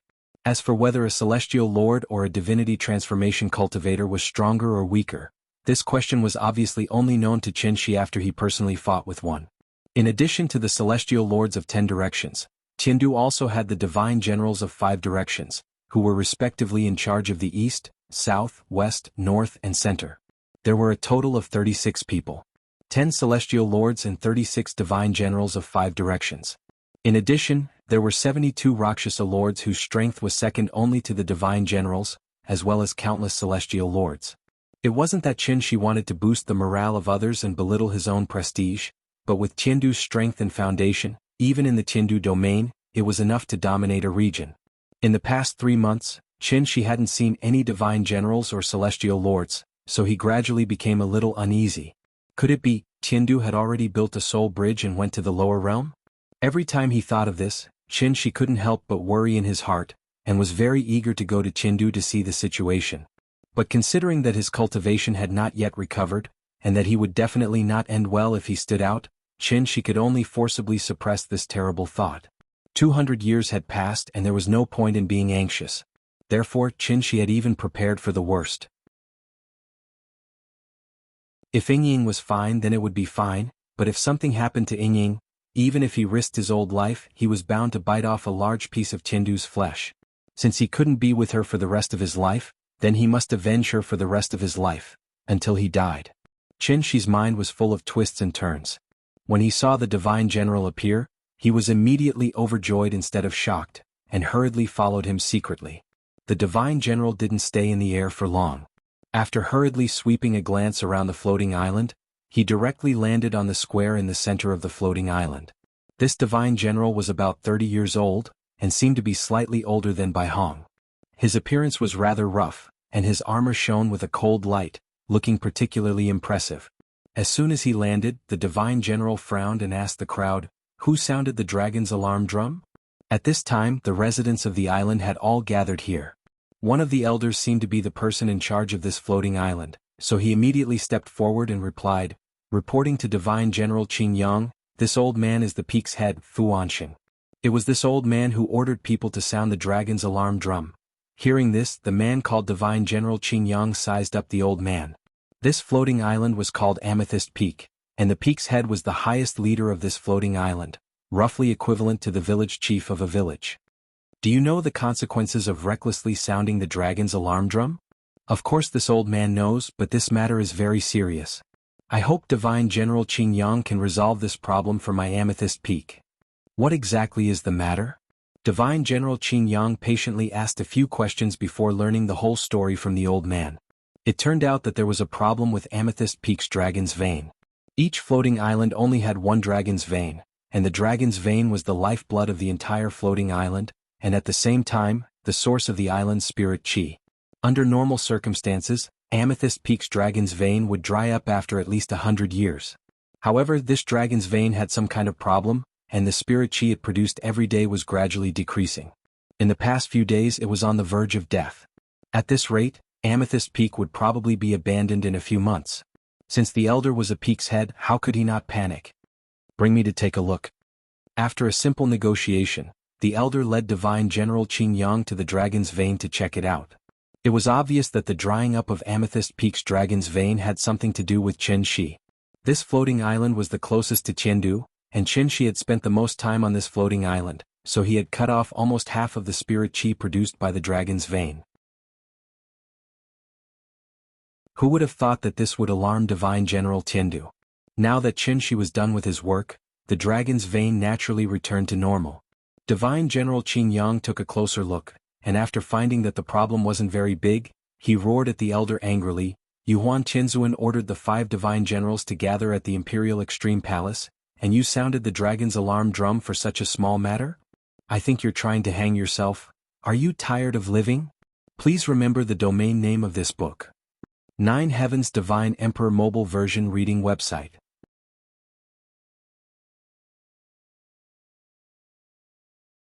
Chapter 416.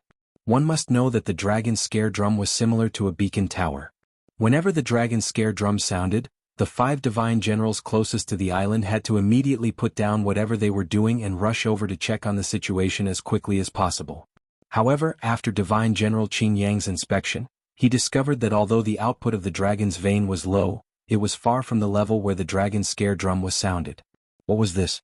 In ancient times there was King Yu of Zhou toying with the warlords with the beacon fire, and now there was Fu Anxing toying with the divine general with the dragon's scare divine general? One could only imagine how furious Divine General Qin Yang was at this moment. At this time, Fu Anxing also discovered that the dragon's vein was fine, so he instantly knew that he had gotten himself into big trouble today.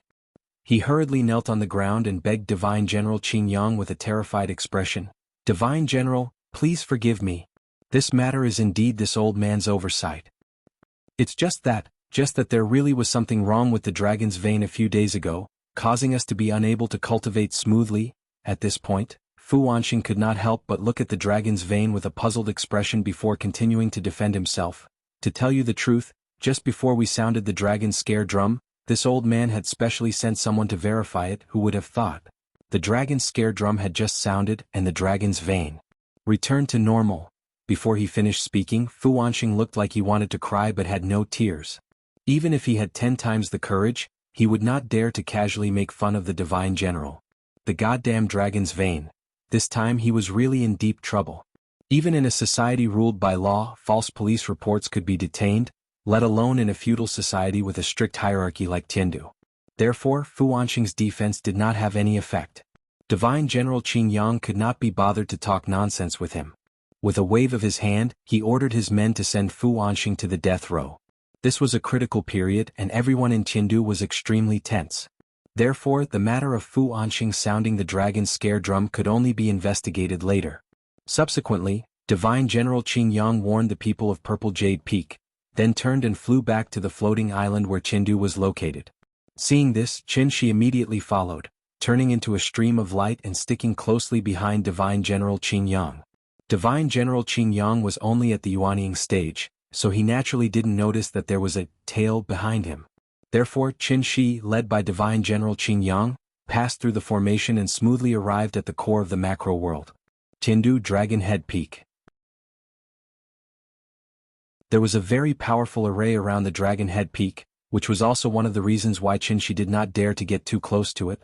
With Divine General Qin Yang paving the way, Qin Shi was naturally able to barge in very easily. And the reason why Qin Shi's infiltration was so smooth was not because the defensive power of Tiandu was so weak, but mainly because, ever since the Grand Pure Saint Ancestor established the heavenly capital, the Dragon Head Peak had been a forbidden area in the entire great world. Who would dare to sneak in without permission? This was a path of no return. However, Qin Shi did not consider whether it was dangerous at all. Instead, he resolutely barged in. As soon as he entered the array, Qin Shi discovered that the spirit qi on the Dragon Head Peak was exceptionally rich, several times richer than the outside world. It was comparable to the heart-cleansing spirit spring in the forbidden area of the back mountain of the Sky Yin divine sect. This place. In addition to the rich spirit qi, Qin Shi also discovered that the interior of the array was filled with an extremely unusual energy fluctuation. Qin Shi had never seen such a fluctuation before, so he frowned and sensed for a while before a guess gradually formed in his mind. This strange energy fluctuation. Could it be from the soul mirror? At this thought, Qin Shi did not care if he had recovered to his peak state and immediately followed Divine General Qin Yang to the core area of the Dragon Head Peak. The core area of the Dragon Head Peak was naturally the core area of the entire macro world. The Lingxiao Imperial Palace. Qin Shi silently followed behind Divine General Qin Yang. But before he could see the palace, Divine General Qin Yang had already landed on the ground and walked along a small path to the peak. Instead of flying, he insisted on walking. Divine General Qin Yang's strange behavior was completely due to the rules of Heaven Capital since ancient times. The Dragon Head Peak was the head of the 120,000 floating islands, and the Imperial Palace was located at the peak of the Dragon Head Peak. Therefore, apart from the 10 heavenly venerables, no one could be above the Imperial Palace. Not even a Divine General. Qin Shi obediently followed behind Divine General Qin Yang and walked all the way to the peak of the mountain. As soon as he reached the peak of the mountain, his vision suddenly opened up. Following which, Qin Shi discovered that the peak of the Dragon Head Peak was extremely flat, as if someone had used a sword to flatten it. At the same time, a huge palace that spanned across the peak of the mountain entered Qin Shi's eyes. This is the Imperial Palace? The Imperial Palace spanned across the peak of the Dragon Head Peak, and the first impression it gave was that it was majestic and magnificent. However, Qin Shi didn't even have time to carefully observe the Imperial Extreme Hall in front of him. His attention was completely attracted by the plaza at the entrance of the hall. This was a huge plaza that was comparable in size to the Zhonghai Gymnasium. There seemed to be some kind of activity going on in the plaza, and there were actually many people sitting cross-legged there. At a rough count, there were at least a few thousand people. However, although there were many people in the plaza, it wasn't enough to make Qin Shi stop and look. What he really cared about was, it was that copper mirror that was floating in the middle of the plaza and constantly emitting divine light. In an instant, 10,000 years in a glance. The moment Qin saw this Dharma treasure, the name of this Dharma treasure suddenly jumped out from the bottom of his heart. Sky-bearing technique, floating dawn mirror. Qin silently sized up the soul mirror in front of him. The soul mirror was constantly shining with divine light, and an unknown energy wave was constantly circulating around it. With one look, one could tell that such a phenomenon was definitely not ordinary. However, in front of a supreme treasure, Qin couldn't help but feel a sense of disgust, and he couldn't help but want to smash it into pieces. It was this stupid mirror. It was the one that caused his family to be separated, and he almost lost his family. Thinking of this, Qin couldn't help but have a murderous look in his eyes, and he couldn't help but want to take it away on the spot. However, just as Qin was about to do something evil, an old man sitting cross-legged in the middle of the hall seemed to have noticed something, and then he suddenly opened his eyes and shouted sternly outside the hall, "Who is it? How dare you come to my Dragonhead Peak and behave so atrociously?" Before he finished speaking, the old man raised his hand and waved his sleeve. A golden light flew out and directly shot towards Qin at the other end of the plaza. This move came too suddenly. Qin didn't even have time to react, and the golden light had already arrived in front of him. Seeing this, Qin's heart couldn't help but skip a beat. Feeling the powerful true essence contained in it, Qin hurriedly withdrew the aura concealment secret technique, and then, like the old man, he waved his sleeve and released a burst of true essence. Then a white light suddenly shot out from Qin's palm and collided with the golden light. Please remember the domain name of this book. 9 Heavens Divine Emperor Mobile Version Reading Website.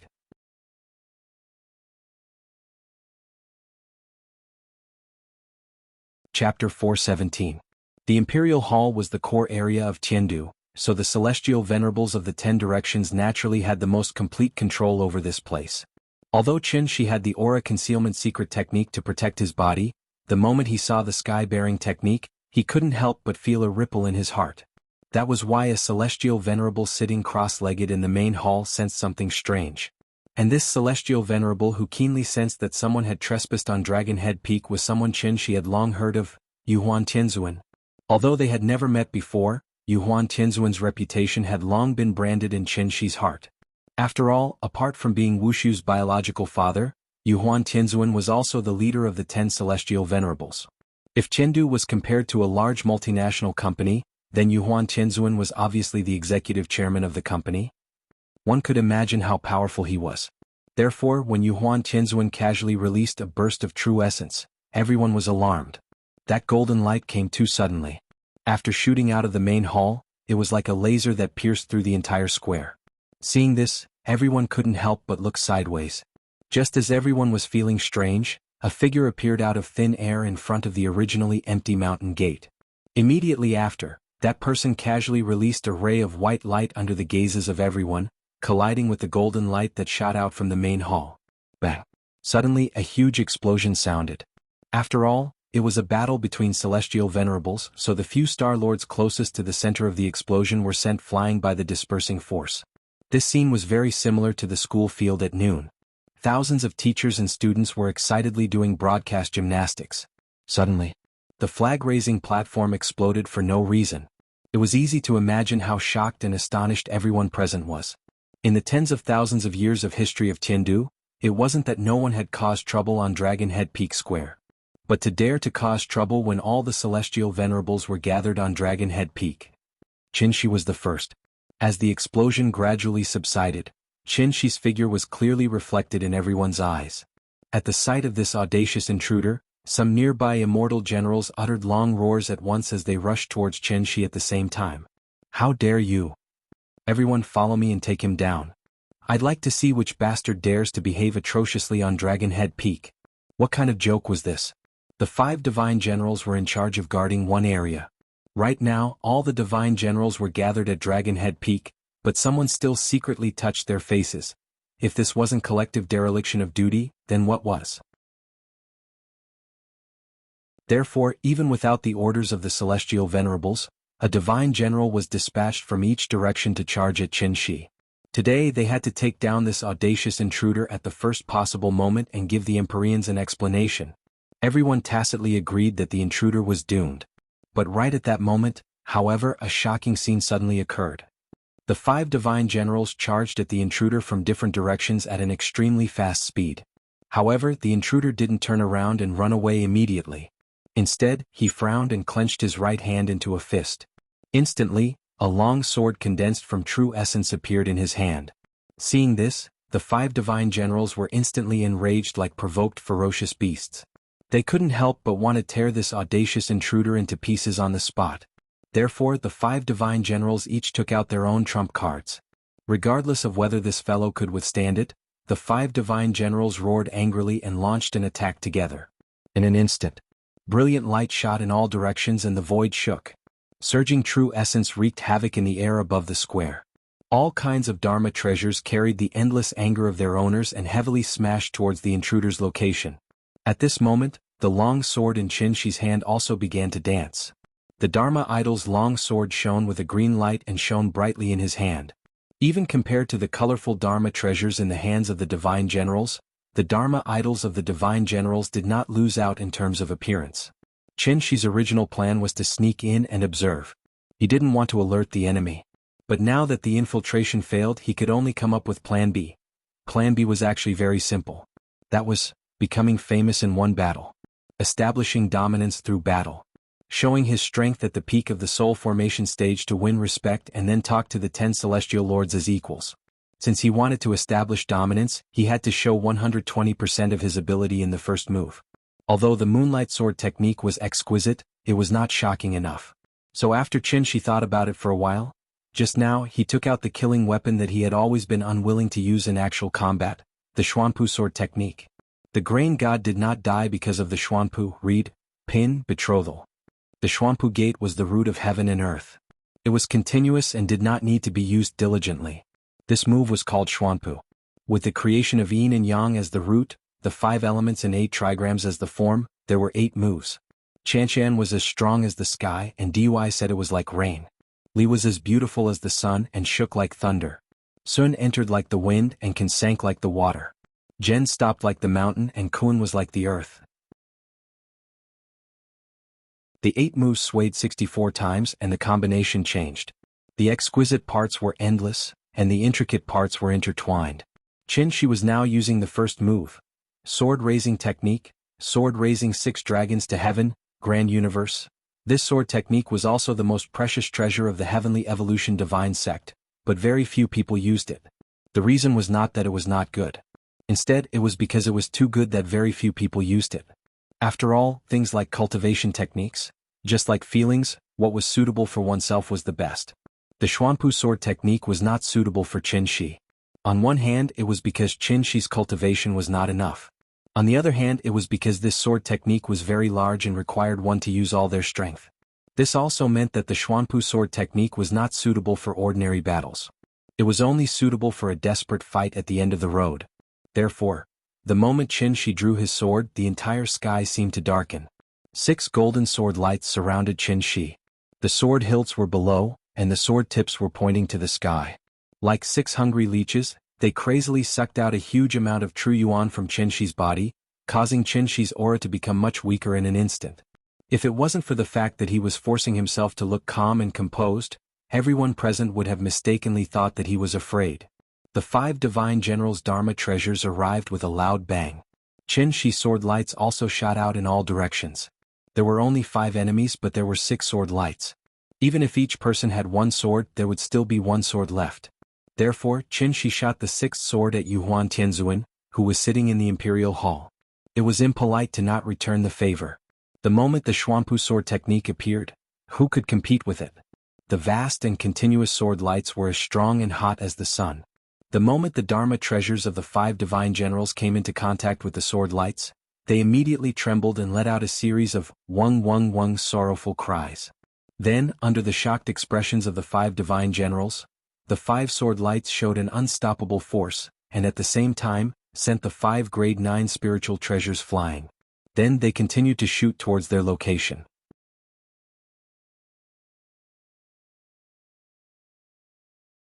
Chapter 418. Raising Sword Style. Sword raises 6 dragons to conquer the heavens, Great Chen Yuan. Since this place was called Dragon Head Peak, Qinshi was going to trample the dragon head under his feet today. Sword chi spread for 30,000 miles. Purple chi in green robe flowing east. On Dragon Head Peak. Ultimate Emperor Palace.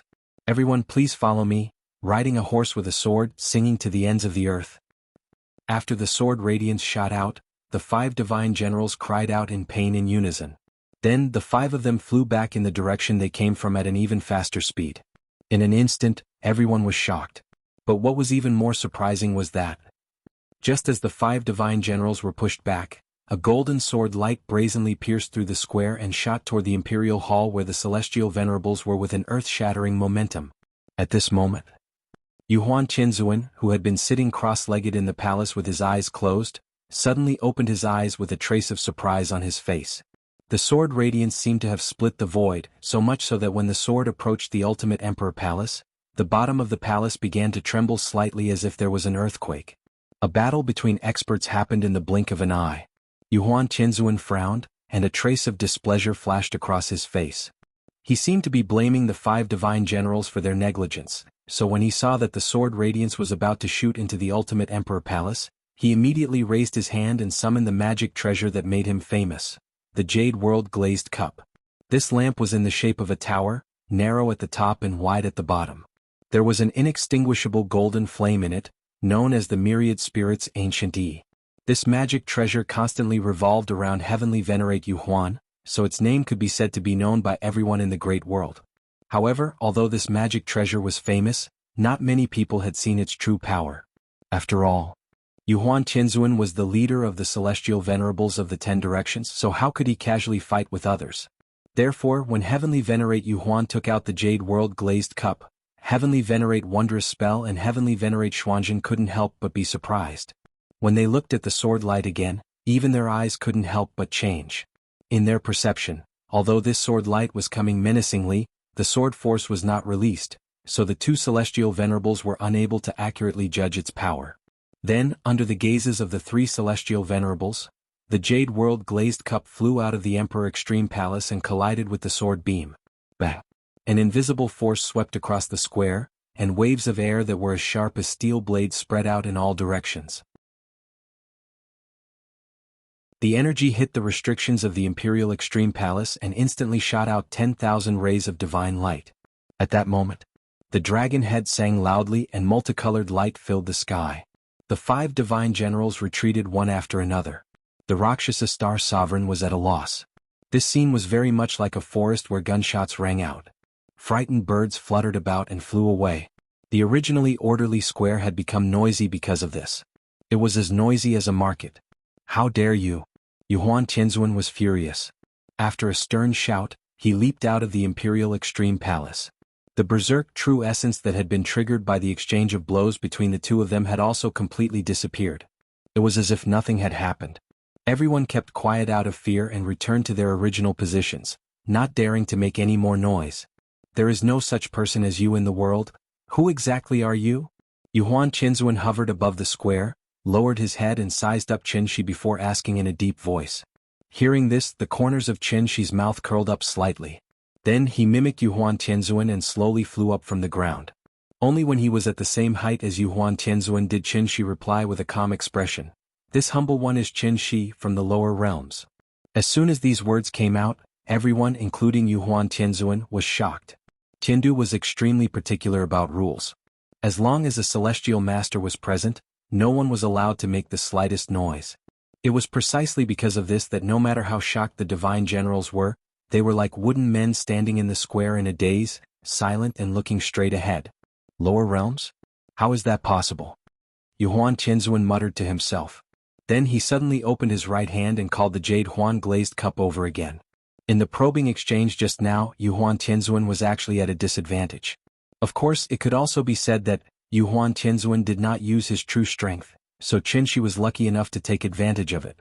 But one had to know that this advantage was not something that anyone could take advantage of. So, this stranger who claimed to be from the lower realms, was actually at the celestial master level? How was that possible?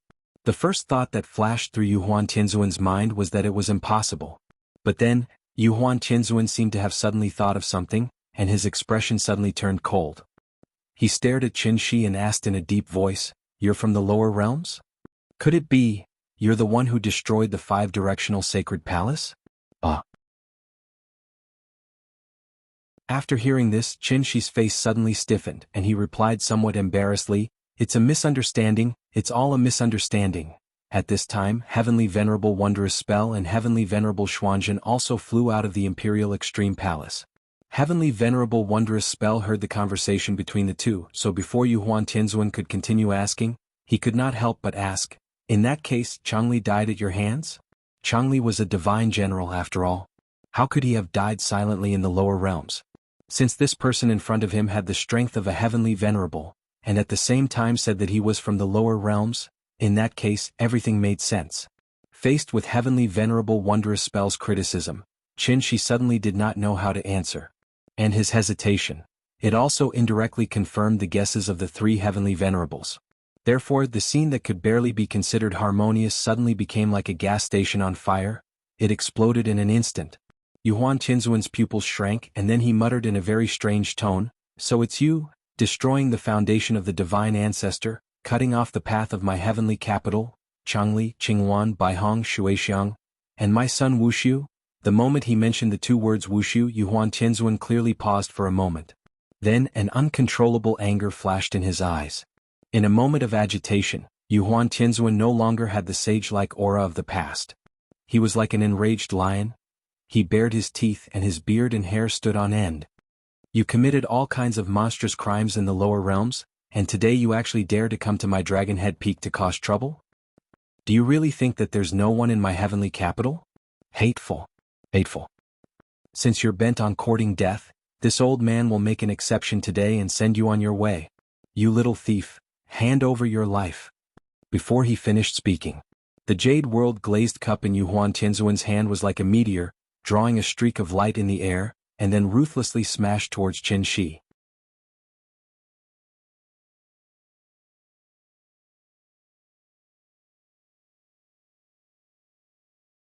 All of this was because of these damned ancient cultivators.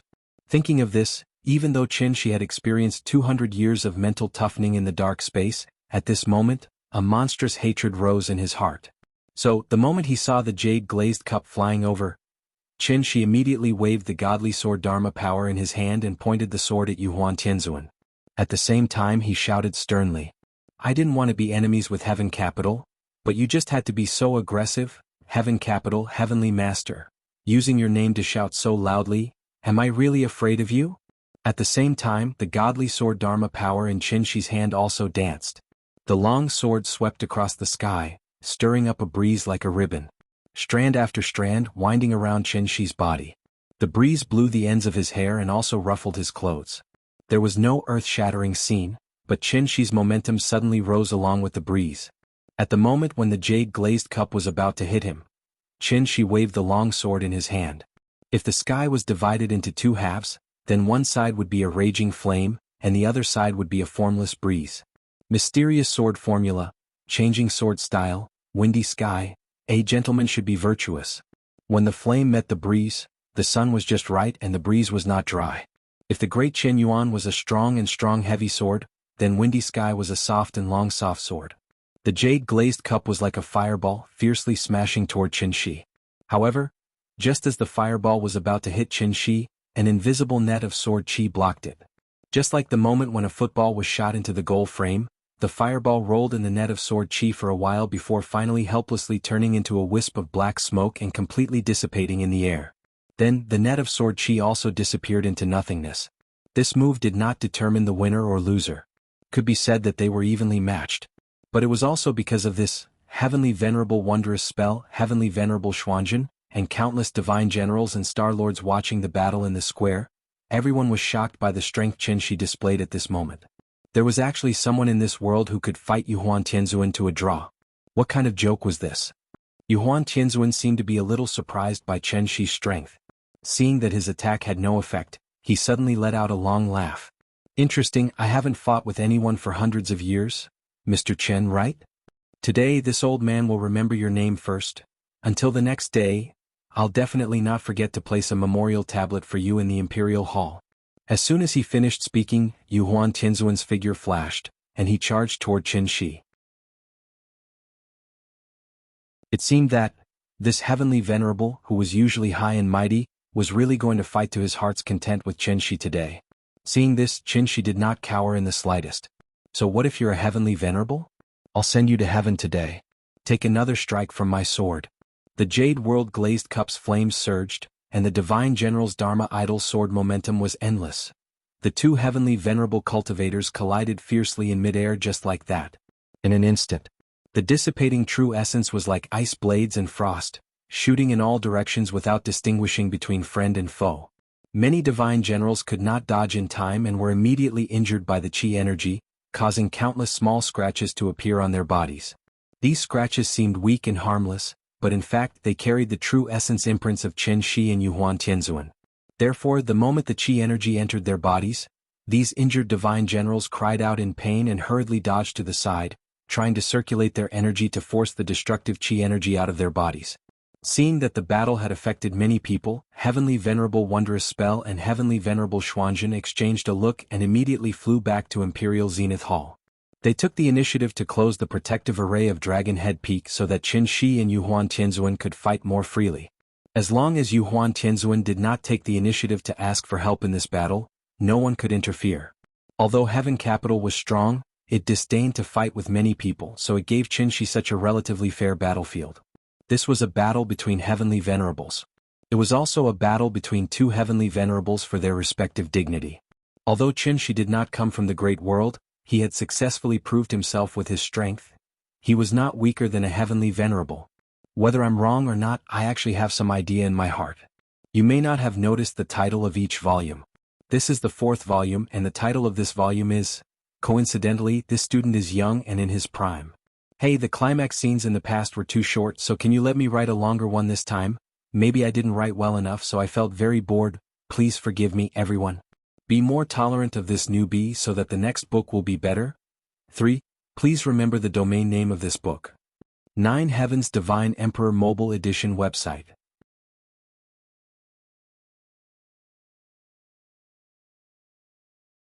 Chapter 420.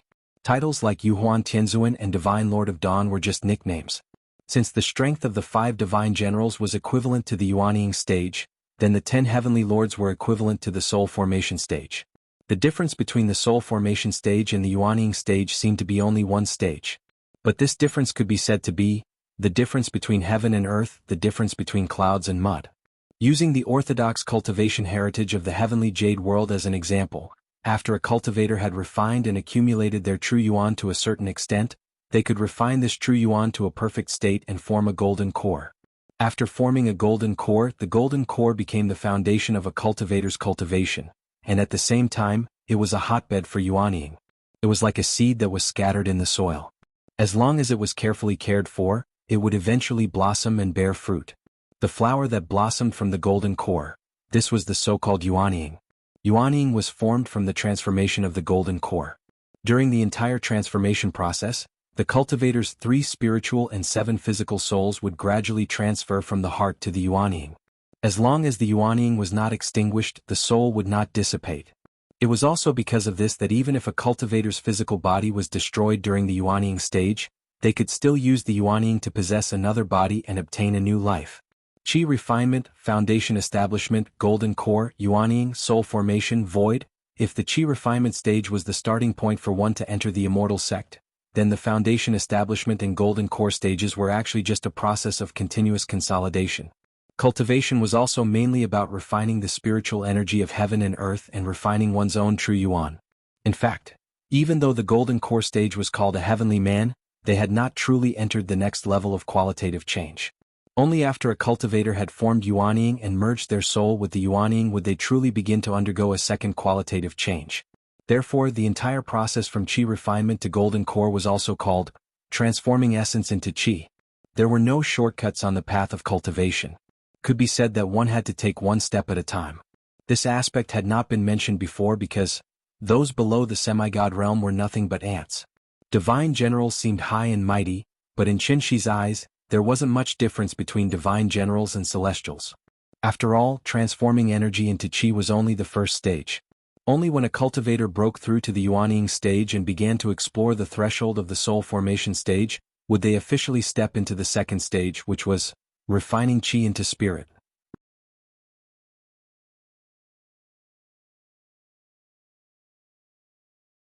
In any case, Yuhuan Tianzuan was the leader of the 10 heavenly venerables. At the same time, he also had the help of a supreme treasure like the jade-glazed glass lamp. Qin Shi was alone and did not even have a weapon to back him up. Thus he did not dare to face him head-on. Thus, Qin Shi could only retreat as he fought. He tried to find Yuhuan Tianzuan's weakness in the battle and defeat him in one fell swoop.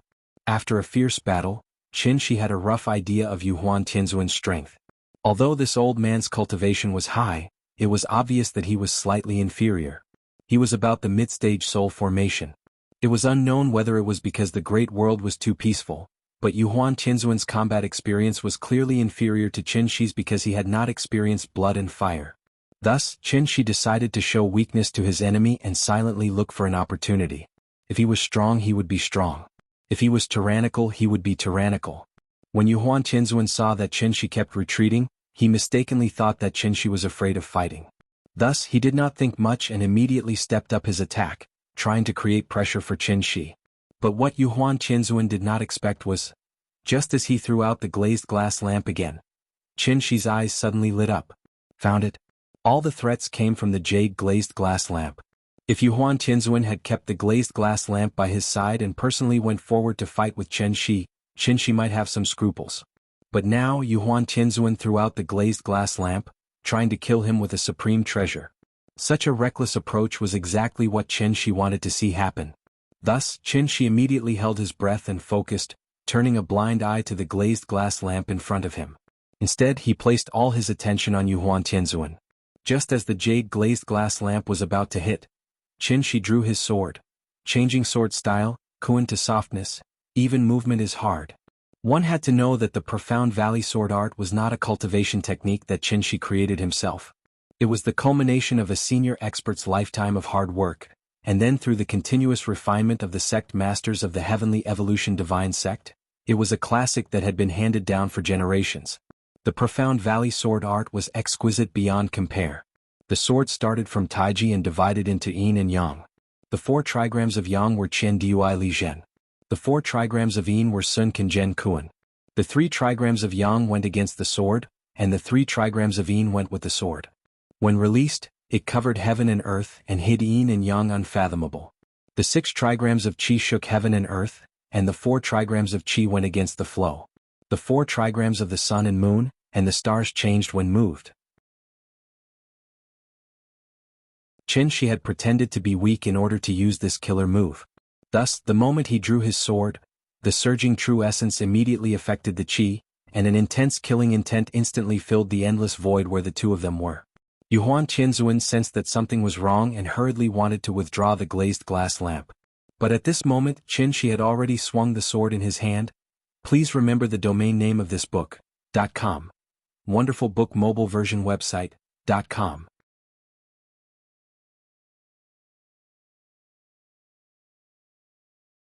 Chapter 421. Kuan was the softest, and when it moved, it was the strongest.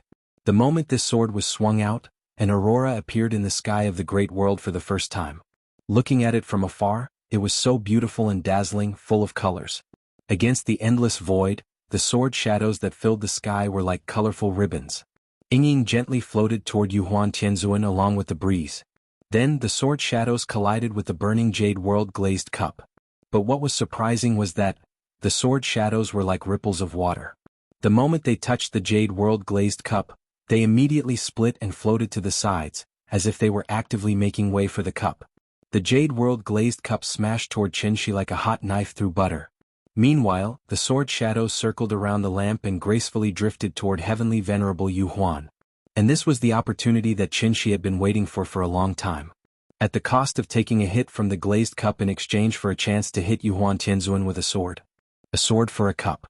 It seemed like there was no difference, but in fact Qin Shi had profited. As the saying went, those who were barefoot were not afraid of those who were wearing shoes. He was an old bachelor.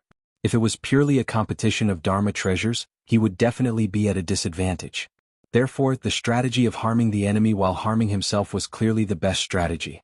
Therefore, by the time Yuhuan Tianzuan realized something was wrong, it was already too late for him to take back the glazed cup.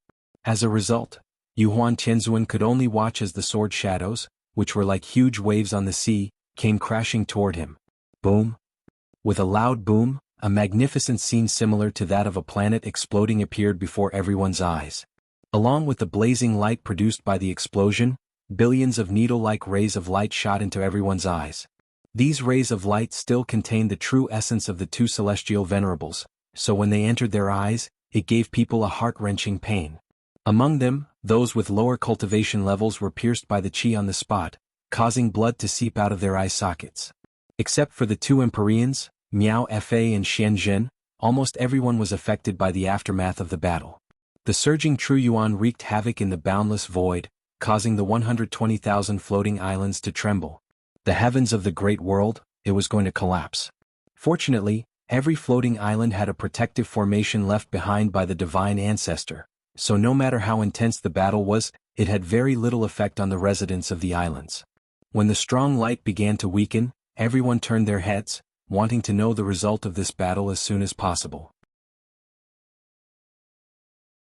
As everyone looked over, they could see that Heavenly Venerable Yu Huan was still facing off against the unknown invader in the distant void. It was as if nothing had happened. It was as if the victor had not been decided yet. Seeing this, everyone couldn't help but sigh. This was indeed a battle between Heavenly Venerables. From the looks of it, it would be impossible to determine the victor in a short period of time. However, just as everyone was looking forward to a more exciting battle scene, Yu Huan Tianzuan suddenly spat out a mouthful of blood essence. Then he pointed at Qin Shi in horror and sighed. "Where did you come from? It's impossible for an expert like you to appear in the lower realm." Impossible. After this battle, Yu Huan Tianzuan finally saw Qin Shi's true ability. If he didn't have a defensive magic treasure on him, this sword might have left a mark on his body.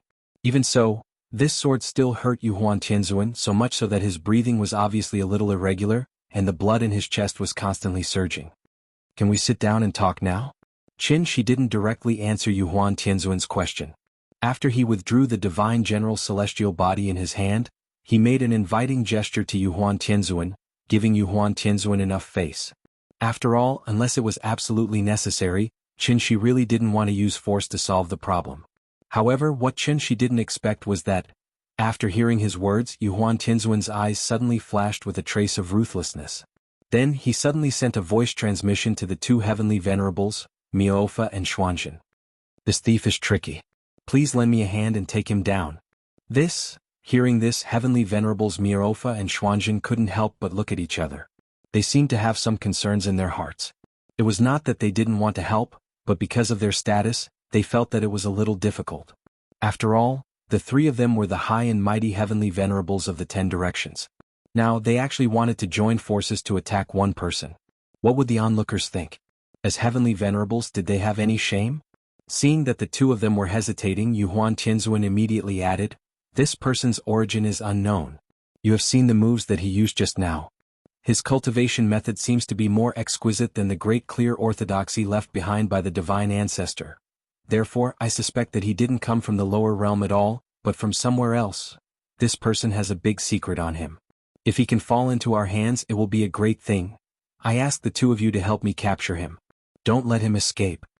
At this point, if heavenly venerables Miaofa and Xuanzhen still didn't express their opinions, they wouldn't be giving Yu Huan Tianzuan any face. Moreover, after watching the battle just now, the two of them had developed a great interest in the Dark Valley sword technique that Qin Shi used. Therefore, after looking at each other, they directly rushed toward Qin Shi. Anyway, the 10 directions heavens had already lost all their face. What was the point of saying so much nonsense? As long as they captured this person, they could find a random reason to explain it to the onlookers. From the beginning to the end, Yu Huan Tianzuan didn't want to negotiate with Qin Shi. On one hand, it was because of Wushu's death. On the other hand, it was completely because an ordinary man was innocent, but treasuring a jade ring was a crime. Qin Shi contended empty-handed against Empyrean Yu Huan, who wielded a supreme treasure. Even so, he still held the upper hand. Therefore, Yu Huan Tianzuan didn't need to think with his but to know. Qin Shi's cultivation method was definitely stronger than the great clear orthodoxy. How could he not be tempted? Everyone wanted to improve, and Yu Huan Tianzuan was no exception. Therefore, a scene that made everyone's jaws drop happened. 3 heavenly venerables actually attacked that unknown intruder at the same time. Was this a group attack because they couldn't win in a one-on-one fight? Qin Shi's condition wasn't very good to begin with. In the battle just now, although he was lucky enough to win against Yuhuan Tianzuan, he had also used up most of his energy. Now that he saw the three heavenly venerables charging at him at the same time, Qin Shi's first thought was to run. However, as soon as this thought appeared, it was immediately thrown out of his mind. He couldn't run. Ying was still waiting for him to save her. The soul mirror was in the square outside the Imperial Hall, so, even if he died today, he had to smash that broken mirror first. Alright, the updates were not good enough. Even breathing was wrong. Big bosses, I was wrong. You read a lot, so of course you know the traditional cultivation realms, but some readers don't know. As a salted fish, I really don't dare to promise how much I will update every day. I also don't want to lie to you and paint a big picture for you. In short, under the situation of maintaining daily updates, I'll update as much as I can. Look, I updated early today so I can save 300 more words there at night.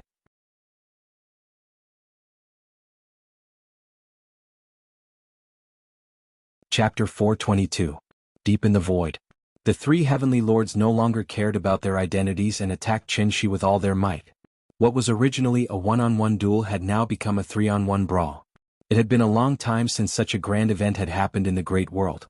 Everyone hid on their own floating islands and watched as the four heavenly venerables engaged in a chaotic battle. Heavenly Lord Wondrous Spell and Heavenly Lord Xuanzhen's cultivation were slightly lower than Yuhuan Tianzuan's. They were about the early stage of the soul formation realm. Using the soul formation realm as an example, each realm could be roughly divided into the early stage, the middle stage, the late stage, and the peak stage, which was only half a step away from the next realm. Although Qin Shi had already stepped into the peak of the soul formation realm, he had never recovered to his peak state. Moreover, he did not have any magic treasures on him. Therefore, when he was surrounded by two early stage soul formation and one mid-stage soul formation, he suddenly felt a little powerless. He could barely deal with the attacks of the three of them, let alone counterattack. Although Heavenly Lord Wondrous Spell and Heavenly Lord Xuanzhen's cultivation were slightly lower, their magic treasures were also extraordinary. The Jade Huan glazed lamp was already powerful enough. However, if Heavenly Lord Wondrous Spell's 8-view palace lantern and Heavenly Lord Xuanzhen's coffin lamp were added, these three magic treasures that looked like lanterns combined to form a top-notch treasure that could shake the entire heaven capital. The three lanterns of heaven, earth, and man. Among them, the Jade Huan glazed lamp was heaven, the 8-view palace lantern was earth, and the coffin lamp was man.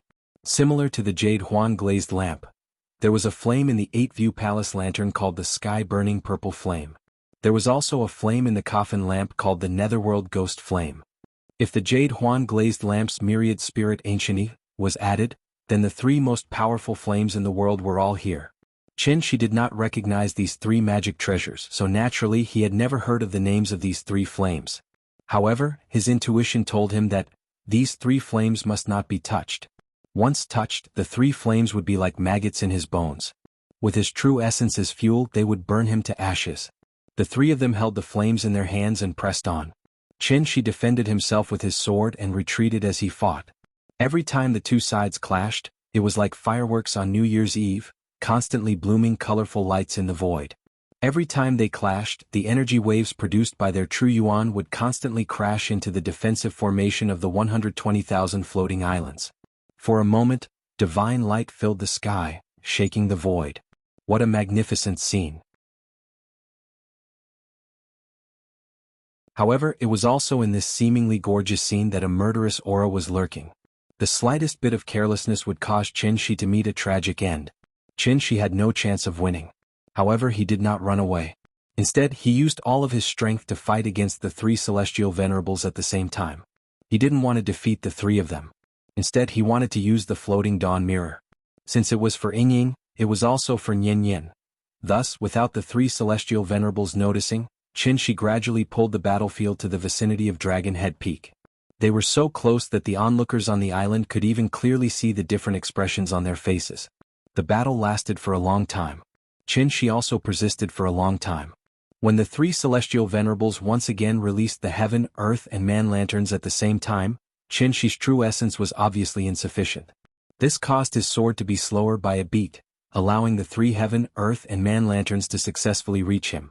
In an instant, true essence surged and flames burst forth. The three heaven, earth, and man lanterns hit Qin Shi's chest at the same time, causing him to spit out a mouthful of blood. Then, like a meteor falling to earth, His entire body was on fire as he fiercely smashed into the square of Dragon Head Peak from the sky. Seeing this, the heavenly generals and star venerables on the square instantly scattered like frightened beasts. What kind of joke was this? These were the 3 legendary heaven-burning divine fires. Just a little bit of it would probably cripple one's entire life. Thus, after Qinshi's entire body was on fire and he heavily smashed into the ground like a meteor, he was the only one left in this huge square in an instant. If not for the protection of the array on the ground, he would probably have smashed a meteor crater on the spot. This person has a shocking cultivation, but unfortunately he fell here today. Although he's our enemy, this old man can't help but feel pity for him. What a pity, what a pity! After retrieving the 8 scenic palace lanterns, Heavenly Venerate Wondrous Spell turned to look at the flames below. Seeing Qinshi's aura gradually weakening, Heavenly Venerate Wondrous Spell couldn't help but sigh. Today this person fought 1 against 3.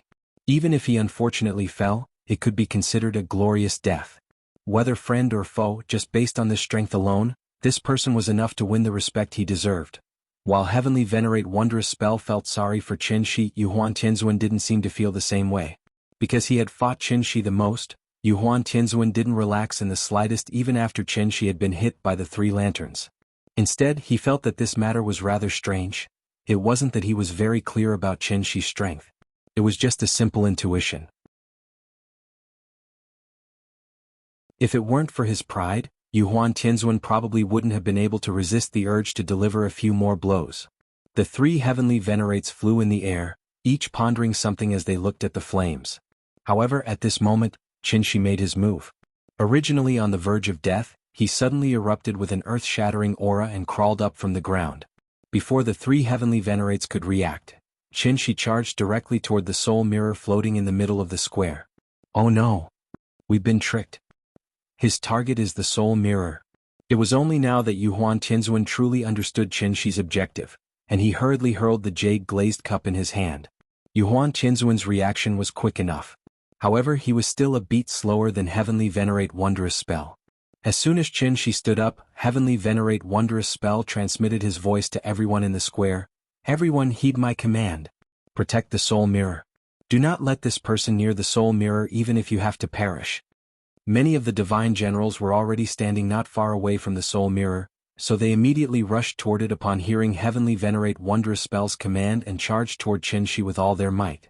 Everything happened in the blink of an eye. Qinshi ignored the raging flames on his body and pounced toward the soul mirror. Dozens of divine generals tried to stop him, but Qinshi roared with bloodshot eyes like a crazed beast, "Get out of my way!" Before he could finish his sentence, the true origin energy that was filled with blood and chi was like a huge fan. In an instant, the tens of original infant stage cultivators were sent flying. Back then Zhao Zilong had entered and exited Changban 7 times. Today Qinshi was going to enter and exit Dragon Head Peak 7 times as well. This was the so-called, where the sword points, the heart points. The road ahead is perilous. Even if there are millions of enemies, I will still press on. Please remember the domain name of this book, .com. The mobile version of wondrousbook.com.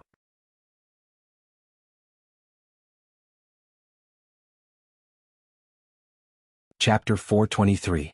Qinshi had been secretly observing the situation for a long time.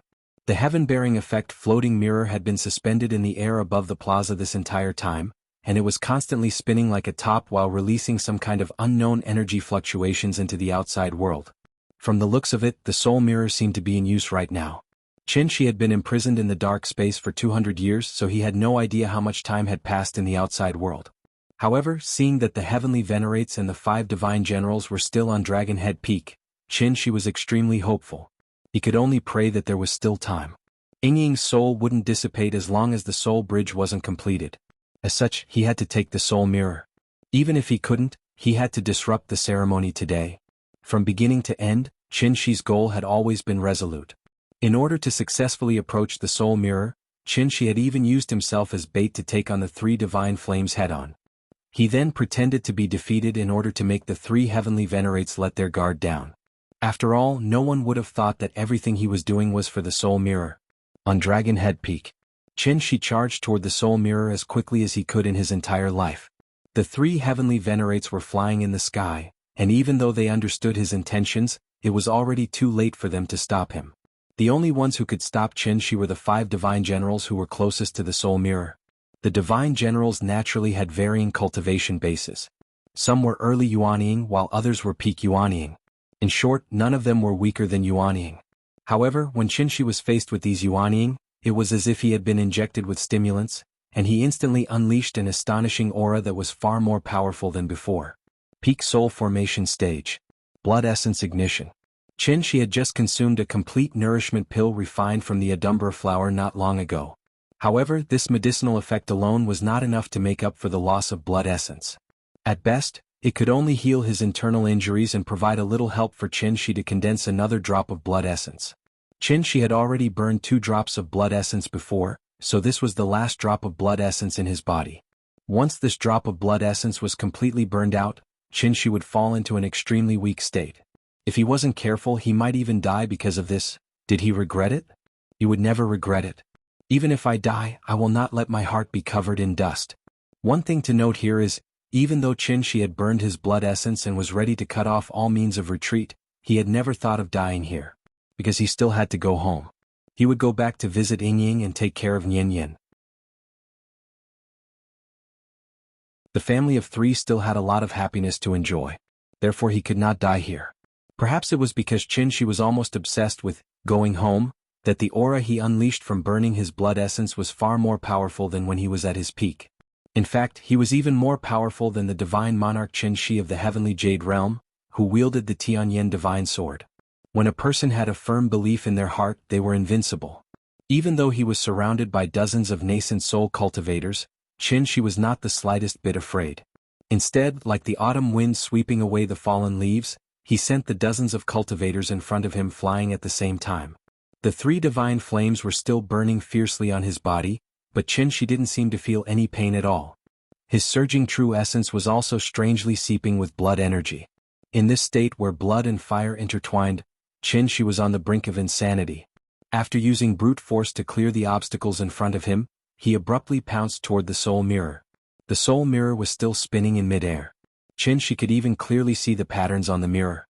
However, just as his fingers were about to touch the soul mirror, this primordial treasure that had saved the primordial immortal cultivators suddenly emitted an extremely dazzling light. Qin Shi didn't even have time to react before this ray of light was like a battering ram, violently sending him flying. Pfft. Qin Shi spat out a mouthful of blood as he crashed heavily to the ground. Qin Shi didn't stop as he looked at the invisible wall in front of him. He immediately flew up as soon as he landed and charged toward the soul mirror again. It was clear that the soul mirror was protected by a spell formation. Under normal circumstances, Qin Shi might have been able to think of a way to break the spell formation. However, in today's situation, he could only rely on brute force to break the spell formation. Without any hesitation, the image of the divine sword appeared in Qin Shi's hand again. It was just a defensive spell formation. Even if the Tai Ching sacred ancestor was here, Qin Shi would still destroy it. Break?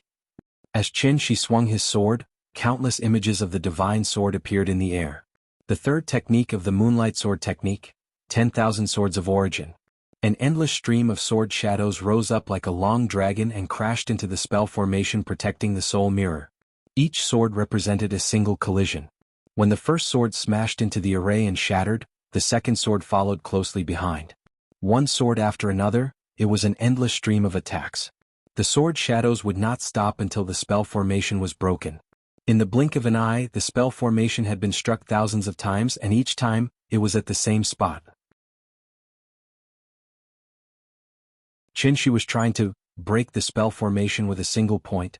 Even though the spell formation had been set up by the sacred ancestor many years ago, it was beginning to falter in the face of such violent attacks. How could the 3 heavenly venerables allow Qin Shi to break the spell formation so easily? Thus, while Qin Shi was busy hacking at the spell formation, the 3 lanterns of heaven, earth, and man crashed into Qin Shi's back. Bam! With a loud bang, the power of the 3 lanterns crashed into Qin Shi's body. This was the combined attack of 3 soul formation cultivators. However, Qin Shi gritted his teeth and endured it. He was still in the same position as before. The moment the 3 lanterns hit him, Qin Shi did not resist at all. Instead, he used his body as a medium to increase the power of the spell formation by 30%. Break. Ah! Qin Shi roared angrily, and a crack appeared in the spell formation protecting the soul mirror. Seeing this, Qin couldn't help but smile. He didn't care how serious his injuries were. He swung the sword in his hand and viciously slashed at the damned mirror. The first technique of the Moonlight Sword technique, Hidden Void Sword. After exhausting all of his true essence to slash out this sword strike, Qin's heart that had been tightly wounded finally relaxed. At this moment, he was very calm and relaxed, because he really did his best. Qin didn't look at the soul mirror again. Instead, he turned around and looked behind him. As he turned around, the shadows of the three lanterns of heaven, earth, and man appeared clearly in his eyes, and they became bigger and bigger. Qin smiled and didn't resist anymore. He just calmly closed his eyes. Ying, I'm sorry, I failed to keep our promise. Yin, I'm sorry, Daddy can't take care of you anymore. The three lanterns came crashing down. However, Qin calmly opened his arms and began to recall the happy memories of the past. He was very tired. It was time to rest. The only regret was, I might not be able to see you again. I'm sorry, the two women I love the most in my life. There was no end and there was no messy ending. Don't be agitated, don't be angry, let's talk nicely. Please remember the domain name of this book.com, the mobile version of this book.com.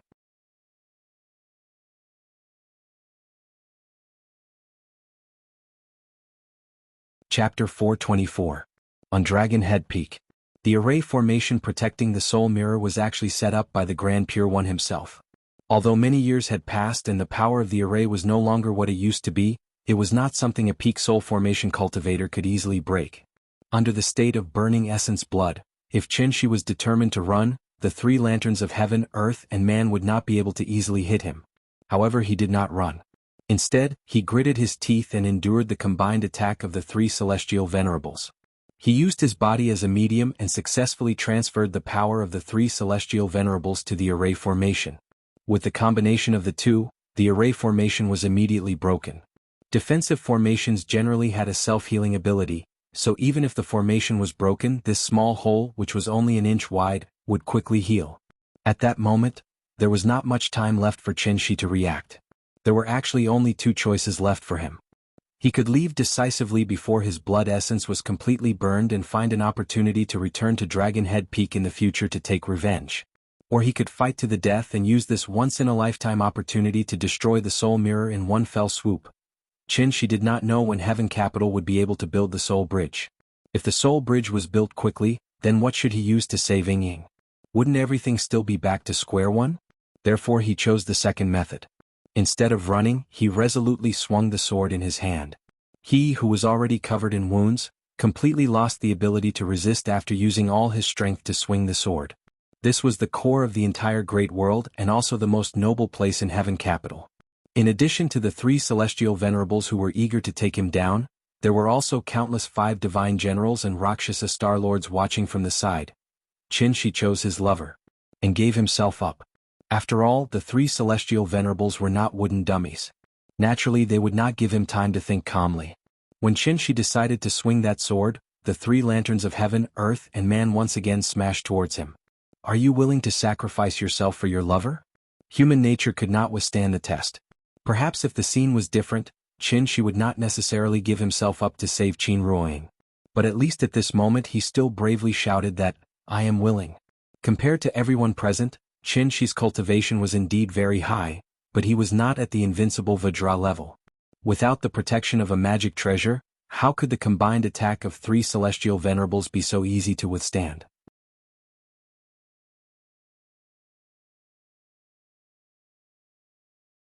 This person's cultivation is unparalleled.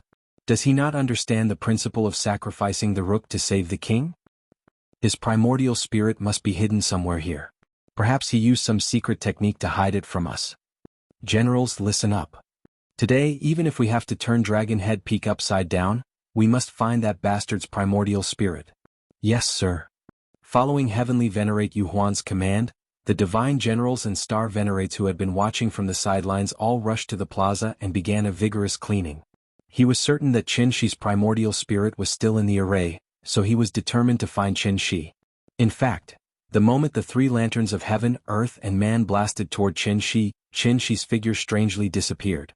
Not only did the 3 celestial venerables not notice anything strange, But even Qin himself didn't notice anything strange.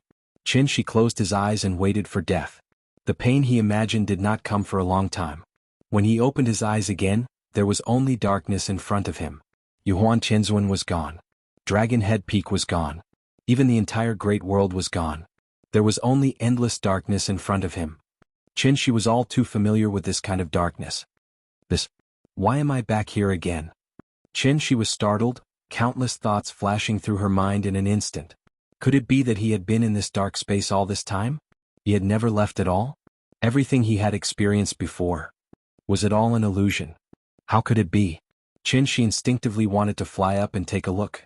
At this moment he suddenly felt a heart-wrenching pain from his body, along with a familiar burning sensation. Thus, Qin immediately checked his condition and confirmed that these injuries were caused by the three lanterns of heaven, earth, and man. In other words, everything he had experienced before was not an illusion. So, did he return to that endless space of darkness? Thinking of this, Qin's heart suddenly felt as if stormy waves had been set off. She couldn't figure out what was going on. This place was really too strange. Just as Qin was puzzled, a woman's voice suddenly rang in his ears. Do you regret it?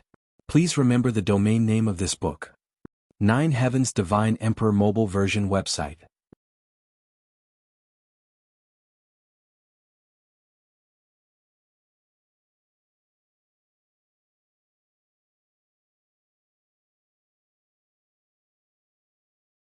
He saw that her wrists, ankles, neck, waist, abdomen, ribs, and shoulder blades were all locked in shackles. 9 chains thicker than her arms were connected to the shackles, so every time the woman moved, the chains all over her body would jingle non-stop. Her clothes were ragged, and she could even see half of her chest. And the parts of her body that were not covered by clothes were full of terrifying scars. Qin was stunned. The woman's appearance was completely different from what he had imagined. He originally thought that the other party was some hidden expert, at least at the same level as the Taiqing divine ancestor, so she could easily bring him here from the Dragon Head Peak. Who would have thought that this woman was dressed like a prisoner? Qin stared at the woman in front of him in a daze, and only a blank was left in his mind. And at this moment, the woman who crawled out of the flames directly pressed her blurry face against Qin's face, and then asked again, "Are you willing?"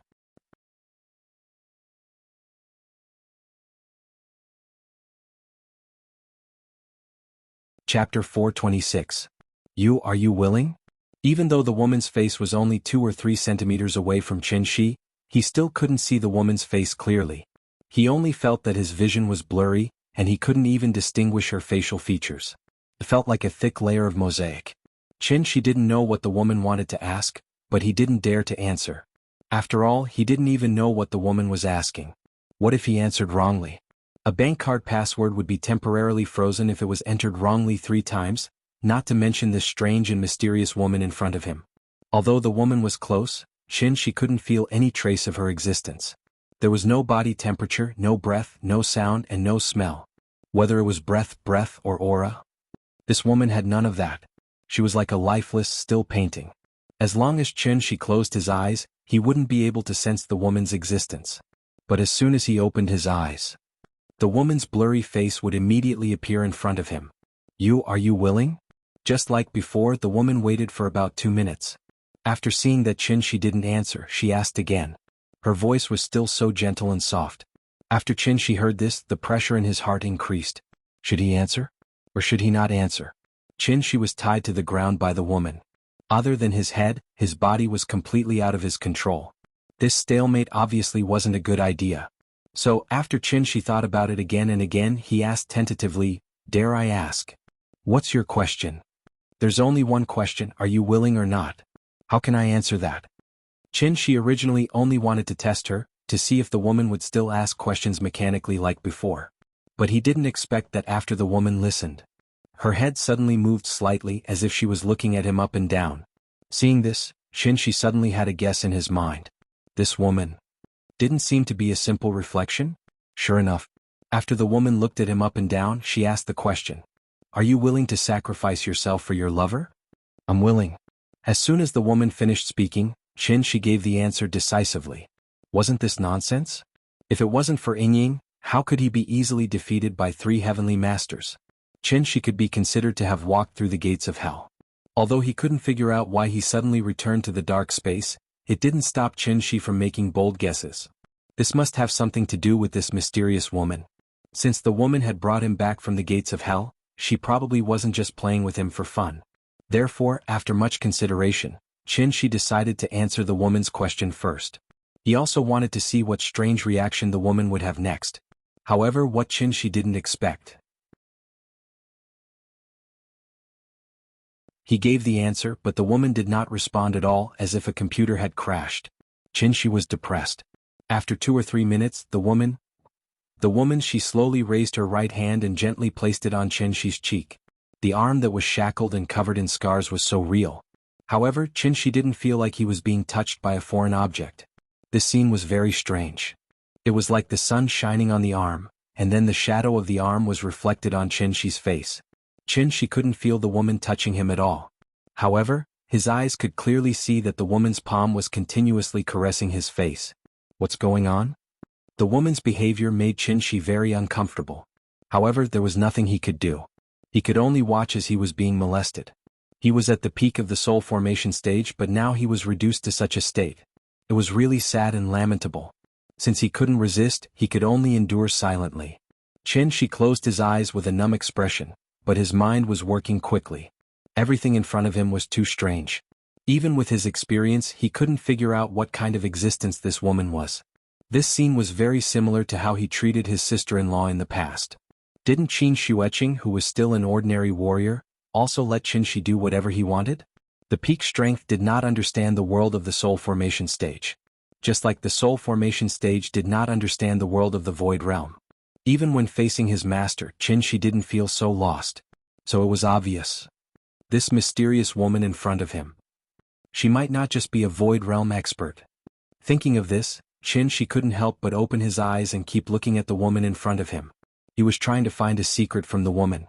But at this moment, in the depths of the endless void, a bolt of lightning suddenly struck down. The moment the lightning flashed, not only was Qin Shi shocked, but even the woman seemed to be shocked. The woman hurriedly turned her head to look, and the chains on her body suddenly made a ding-ding-dang-dang sound. Then Qin Shi's divine sense seemed to have been electrified, and he finally detected a trace of vital essence fluctuation in the depths of the void. This fluctuation was extremely violent, and it could be said to be, the sky fell and the earth cracked. It was earth-shattering. The first bolt of lightning had just disappeared, and it was followed by another bolt of lightning. One bolt after another, and it didn't stop at all. In just a few breaths, there were hundreds and thousands of bolts of lightning striking the depths of the void. The bright light of the lightning was particularly dazzling in the darkness. In each bolt of lightning, there seemed to be a huge wave of vital essence fluctuation.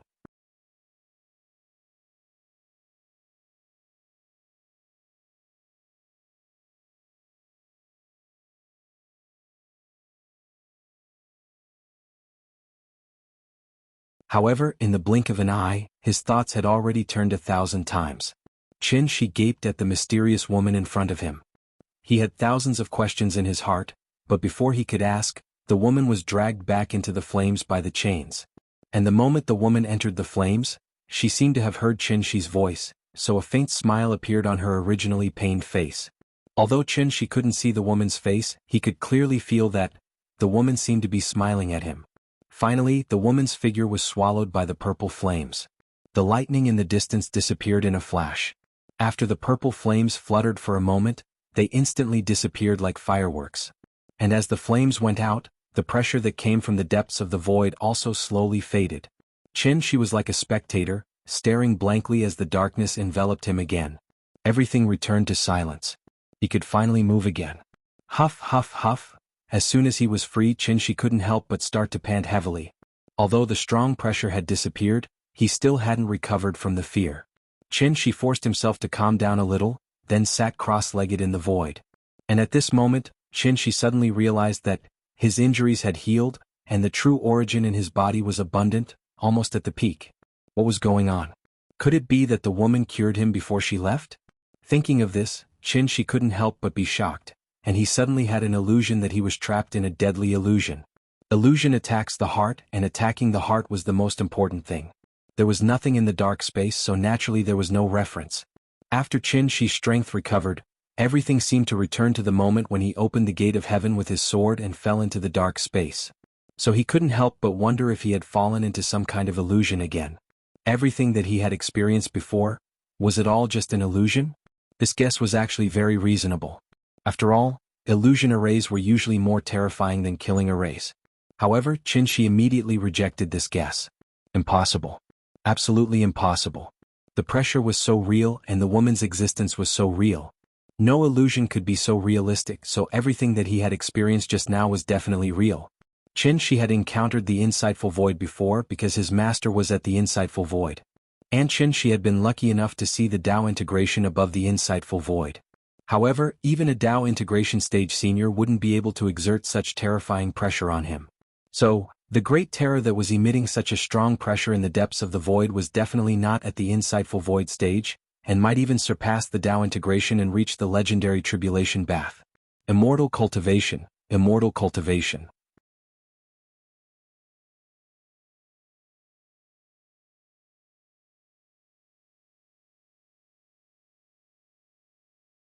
Chapter 428.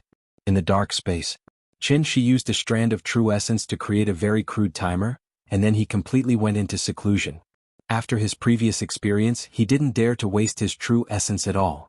Instead, he entered the state of tortoise rest from the beginning, and kept thinking about everything he just saw in his mind. The reason why the woman didn't have any aura on her was that she had an inexplicable kindness toward Qinshi from the beginning, so she deliberately restrained her aura.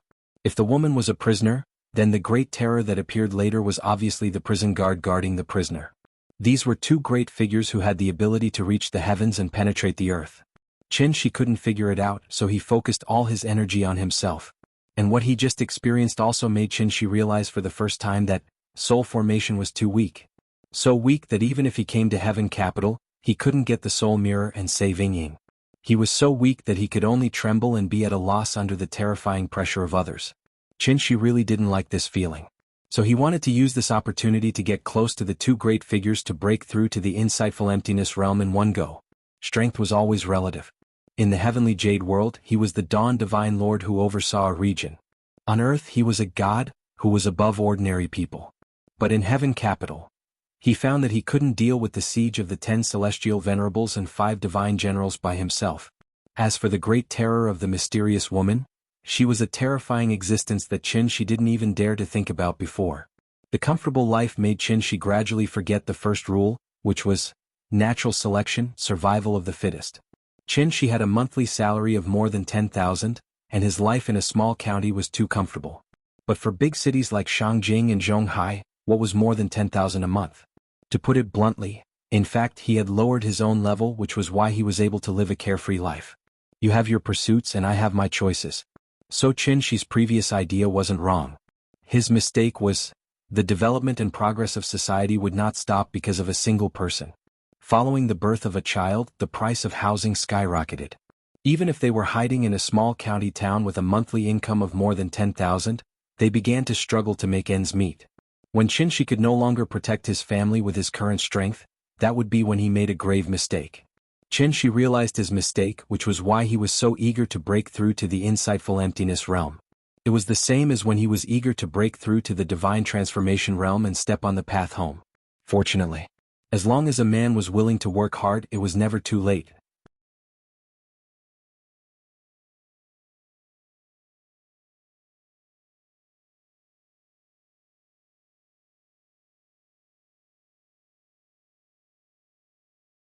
Chapter 429. Nyanyan was 6 years old. Without the company of her parents, the boring time seemed to pass faster and faster. In the blink of an eye, the little girl had already graduated from Donghuimen kindergarten. It was time for her to go to primary school, August 30th, reporting day. Early in the morning, after Qin Yongyan helped the little girl wash up, the two of them got on the bus and then went to the primary school affiliated to Capital University, located near Zuanwoman. This was the growth path that Qinshi had planned for the little girl a long time ago. Therefore, after Nyanyan graduated from Donghuimen kindergarten, she didn't even have to go for an interview. She directly got a place to enroll in Capital University affiliated primary school. And because of her, the two brothers naturally easily got two very precious places. Because they had been living with Xia Kaiji recently, The two brothers couldn't report with Nian today. They could only arrange to meet her at the reporting office later. Qin Yongyan originally thought that Nian would inevitably feel a little scared and even unwilling to go to school when she suddenly changed to an unfamiliar environment. Therefore, before they left, Qin Yongyan was actually mentally prepared for a tough battle. But what he never expected was, after Nian walked into this unfamiliar school, her face didn't have the usual fear and uneasiness that was commonly seen on other children. Instead, it was like she was touring a park. While she walked slowly to the reporting office, her eyes were constantly looking at the classmates who passed by her. To be honest, with her calm appearance, she didn't look like a first-grade child who had just entered school at all. Instead, she looked more like a 4th or 5th grade child. As one of the top experimental primary schools in the country, the capital-affiliated primary school was not a private school. Therefore, the moment one entered the school, it gave off a feeling of simple elegance with green bricks and gray tiles.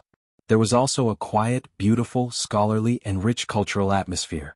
This extremely scholarly atmosphere naturally formed a sharp contrast with the childlike atmosphere of the kindergarten. In addition, there was also a fundamental difference between primary school and kindergarten. After all, kindergarten was mainly for the experience of life, while primary school was where the real learning began, such as the timetable, work and rest schedule, exam results, homework, and other nightmarish things would also haunt them from this moment on until they became adults.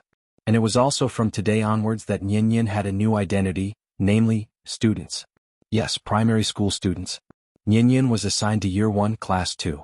This class assignment method was randomly assigned by the computer, so after the little fellow sat in the classroom, she waited for a long time but did not see the brothers. Qin Yongyan asked the teacher and found out that the two brothers had been assigned to Year 1 Class 3 next door. It was a sad story. Qin Yongyan was worried that the little girl would be scared, so he quickly comforted her and promised that he would find a way to put her in the same class as the two brothers. Who would have thought that the little fellow only nodded blankly after hearing this, and did not show any extreme reaction. On the other hand, the two brothers in the next class were so anxious that they were about to cry because they couldn't find Nian. The first graders had just graduated from kindergarten, so they more or less carried the habits they had developed in kindergarten. Therefore, the classroom gradually quieted down after the homeroom teacher and the subject teacher arrived. The homeroom teacher first did a simple self-introduction, then began to distribute various kinds of information collection forms to the parents. This was the first time parents and teachers met. The first graders couldn't sit still, so the whole process didn't take very long. After the homeroom teacher took back the forms, she asked the parents to follow her to the multimedia classroom, where the school would officially hold a parent conference for the first graders. During this time, the children in each class had to stay in the classroom and be led by the teacher to play games with them. After the parent conference ended, the children would be familiar with the school environment, and the new students' registration would be completed successfully. They only had to wait for school to officially start the day after tomorrow. There were no problems with the school's arrangements. However, after Qin Yongyan followed the homeroom teacher to the multimedia classroom, there was a small commotion in Year 1 Class 2. As for the reason for the commotion, it was completely because of an unlucky brat. After the parents followed the homeroom teacher to the multimedia classroom, the children were guided by the teacher to play with plasticine. Nian was wearing a white dress today. Qin Ruoying personally picked it for her. With her rosy cheeks and big watery eyes, she looked very stunning. Yes, just like her mother back then. With such an outstanding appearance and a faint fragrance on her body, the boys in the class would peek at her from time to time from the moment she walked into the classroom. Children at this age still had a vague understanding of gender, and it was more out of curiosity. Beauty was innate because it was determined by genes. Most children would enter the aesthetic sensitivity stage when they were 3 years old. They would even choose colors that they liked, such as red, blue, etc. Therefore, don't think that children couldn't distinguish between beauty and ugliness. Not only did adults like beautiful women, but children also liked beautiful women. Nian was clearly a living beauty.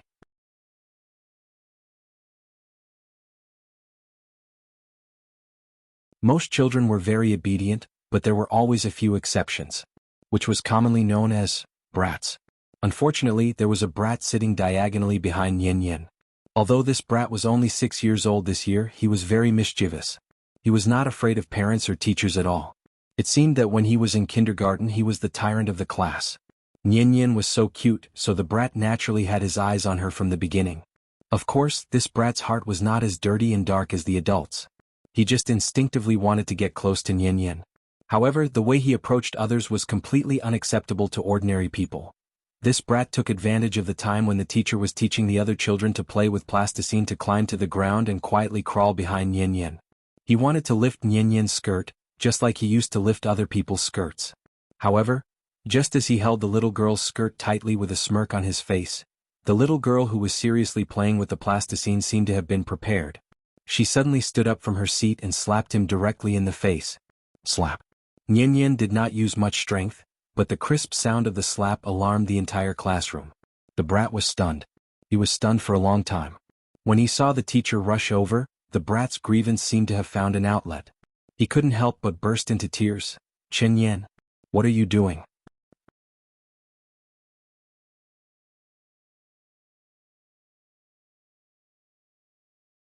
Chapter 430. Chen Yan. Compared to the recently popular names like Zishuan, Sini, Sihan, and Kursin, the little girl's name seemed particularly ordinary. But because of her outstanding appearance, the teacher remembered this child who was as cute as a porcelain doll at a glance. She didn't know if it was a psychological effect, but most people would discover a strange phenomenon during their school days, and that was, a good-looking girl would usually be the class monitor of the class. Of course, the prerequisite was that the girl had self-respect and self-respect. Perhaps it was because their beautiful appearance gave them more attention, but at the same time, it also gave them more pressure. In addition, girls matured early, so these girls were usually more mature and sensible than ordinary children. Nian Yan's appearance was already very outstanding, and in addition she was influenced by rich spirit energy all year round. So even if she didn't cultivate, she had a temperament that was far superior to other children her age. Therefore, the moment the teacher saw her, she had already listed the little girl as a candidate for class monitor. If her performance in the future was good and her results could keep up with the rest of the team, this position would obviously be decided internally. But no one would have thought that the little girl who easily gained the approval of all the teachers would beat another child to tears on the first day of school. The naughty child sat on the ground and cried loudly, while Nian Yan stood there and looked at him coldly. Seeing this, the teacher couldn't help but be angry, so she couldn't help but scold her. However, Nian Yan didn't defend herself. Instead, she pursed her lips and looked indifferent. School bullying was a situation that occurred in every school and even every class. As one of the top teachers in the country, the teachers of the capital-affiliated primary school naturally did a lot of research in this area. The naughty child deliberately cried loudly, hoping that the teacher would be biased towards him. Fortunately, the teacher wasn't a fool, so before confirming the truth, she didn't dare to make a conclusion. Seeing that Nian Yan didn't continue to beat him, the teacher came between the two children and patiently asked the reason. In fact, when the teacher realized that the naughty child wasn't in his seat, she had a guess in her heart. So, she immediately relaxed her expression and tried to communicate with the little girl. Chen Yan, tell me, why did you bully your classmate? Hearing this, the little girl pouted and replied stiffly, Daddy said that no one is allowed to lift my skirt. I'm a girl, whoever lifts my skirt is a pervert. Dad said that this is a matter of principle, so I must give him a good thrashing. The little fellow's words were loud and clear, full of righteousness. After hearing this, the teacher didn't know whether to laugh or cry. He was right, but how old was this child? How would she know anything about erotic things? It was probably just for fun. Teacher understood the entire process of what had happened. In such a situation, it was wrong to favor either side. The naughty brat had sneakily come over to lift her skirt, but he didn't expect that this time he would lift a steel plate, so she raised her hand and gave him a slap. It was wrong to lift her skirt, but it was even more wrong to hit her. Therefore, after the teacher pointed out the two children's mistakes, she asked them to apologize to each other. Chen Yan, if you encounter such a situation in the future, you can tell teacher directly. Teacher will definitely criticize him severely, but you have to remember you're not allowed to hit anyone in the future, understand? The teacher felt that the nature of hitting someone was worse, so she asked Nian Yan to apologize to the naughty brat first. Unexpectedly, after Nian Yan heard this, she immediately frowned and replied stubbornly, I won't. He's a pervert. I don't want to apologize to a pervert. Perhaps it was because the movie Su Yuan had left a very serious psychological shadow on Chen Shi, so he had always been very concerned about the issue of indecency. Actually, to put it more bluntly, the naughty brat's behavior was indecent. Age wasn't a reason to make a mistake, nor was it an excuse to avoid making a mistake. Scourges were cultivated slowly. If a mistake was made and a random excuse was found to cover it up, there would obviously be more girls who would be unlucky in the future. Why did you not teach your child well, but my child was the one who was hurt? This was a matter of principle. Therefore, Qinshi's attitude had always been absolutely unforgivable, absolutely unforgiving. Nian had obviously inherited Qinshi's teachings. Therefore, when she heard that the teacher actually asked her to apologize to the naughty brat, Nian suddenly became confused. Pervert. Shameless. I'm not going to apologize to a pervert. Bah. The little girl's reaction was somewhat out of the teacher's expectations. She called him a pervert here and there, and the last bah deeply hurt the naughty brat who was lying on the ground pretending to be innocent. This was great. Seeing that the whole class was watching the show, the naughty brat who had to bear the name of pervert suddenly felt a little embarrassed. After all, he was still a child. The teacher was busy correcting Nian's mistake, so she didn't notice the naughty brat's thoughts. When the naughty brat saw that everyone seemed to be laughing at him, his mentality instantly exploded. After a loud cry, he ran out of the classroom while crying. Well, this time he was really crying. Seeing this, the teacher quickly chased after him. But this naughty brat ran like a thief, and in a flash he jumped into the multimedia classroom next door. The parents were having a meeting in the multimedia classroom, and this tragic cry immediately attracted everyone's attention. While everyone was still wondering what was going on outside, a rather good-looking young woman directly rushed out of the classroom. Nonsense, as a mother, how could she not know whose child was crying? As expected. As soon as the beautiful young woman went out, she saw the naughty brat who was covering his face and running wildly. Yang. Come here, mommy is here. What's wrong? Who bullied you? Don't cry, tell mommy will help you. After seeing his mother, not only did the naughty brat not stop crying, but he also cried even more heartbreakingly. The naughty brat's cries echoed in the corridor classroom as one could imagine how wronged he must have been. Fortunately, the school didn't officially start today, and in such a big school, there were only freshmen like them, or else where would the school put its face?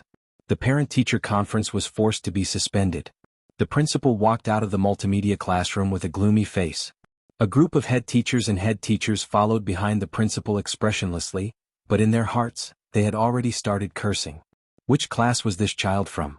Was the teacher who took care of this child an idiot? Didn't he know that today was the registration day? The principal had just introduced the school's teaching staff and teaching atmosphere to the parents, but in the end, the other side slapped their faces. The head teachers of each class silently prayed in their hearts, only hoping that this unlucky child was not from their class. The principal, teachers, parents. A group of people walked out of the multimedia classroom in such a grandiose manner. When the head teacher of Year 1 Class 2 realized that this naughty brat was actually from Year 1 Class 2, she fell silent. The head teachers of the other classes suddenly had a very strange expression on their faces. Hee, there was a good show to watch. Please remember the domain name of this book. .com. Wonderful book mobile version website. .com.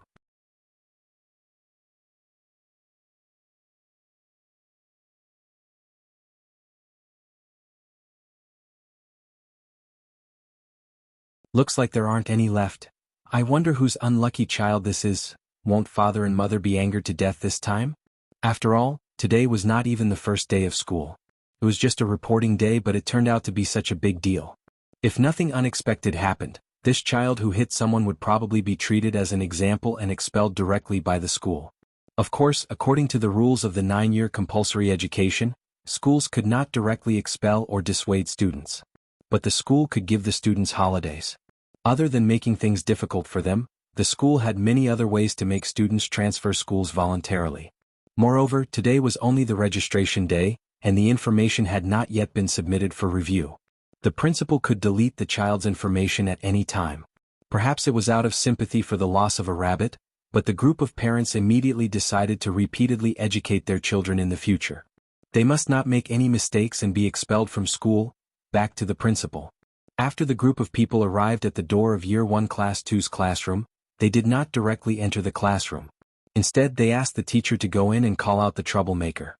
Nian obediently followed the teacher out of the classroom. As soon as they stepped out of the door, the naughty child who had been crying non-stop looked as if he had seen his father's murderer. He immediately pointed at Nian and shouted excitedly, "Mother, it's her. She's the one who hit me. Here. It hurts." After saying that, The naughty child raised his head and signaled his mother to see the palm print on his face. He was a child after all, and his skin was very delicate. Although Nian did not use much strength, this slap was still solid and left a faint mark on his face. The young woman saw the palm print on the child's face, but she did not do anything. Instead, she silently looked at the principal. In this case, the principal naturally had to understand the situation first. Therefore, the teacher immediately went forward to explain. This was the capital's affiliated primary school, and all the children were enrolling on the first day. Naturally, the teacher could not be biased. Therefore, when the principal heard the whole story, he immediately agreed with the way the teacher handled it. The teacher did not do anything wrong. If it were any other school or any other teacher facing this situation, they would have done the same. It was wrong to lift the skirt, but it was even more wrong to hit someone. Therefore, there was nothing wrong with the judgment that the person who hit someone should apologize first, and the troublemaker should apologize later. But the problem now was, Nian was like a tortoise who ate a scale today. No matter how the teacher communicated with her, she was determined not to admit that she was wrong.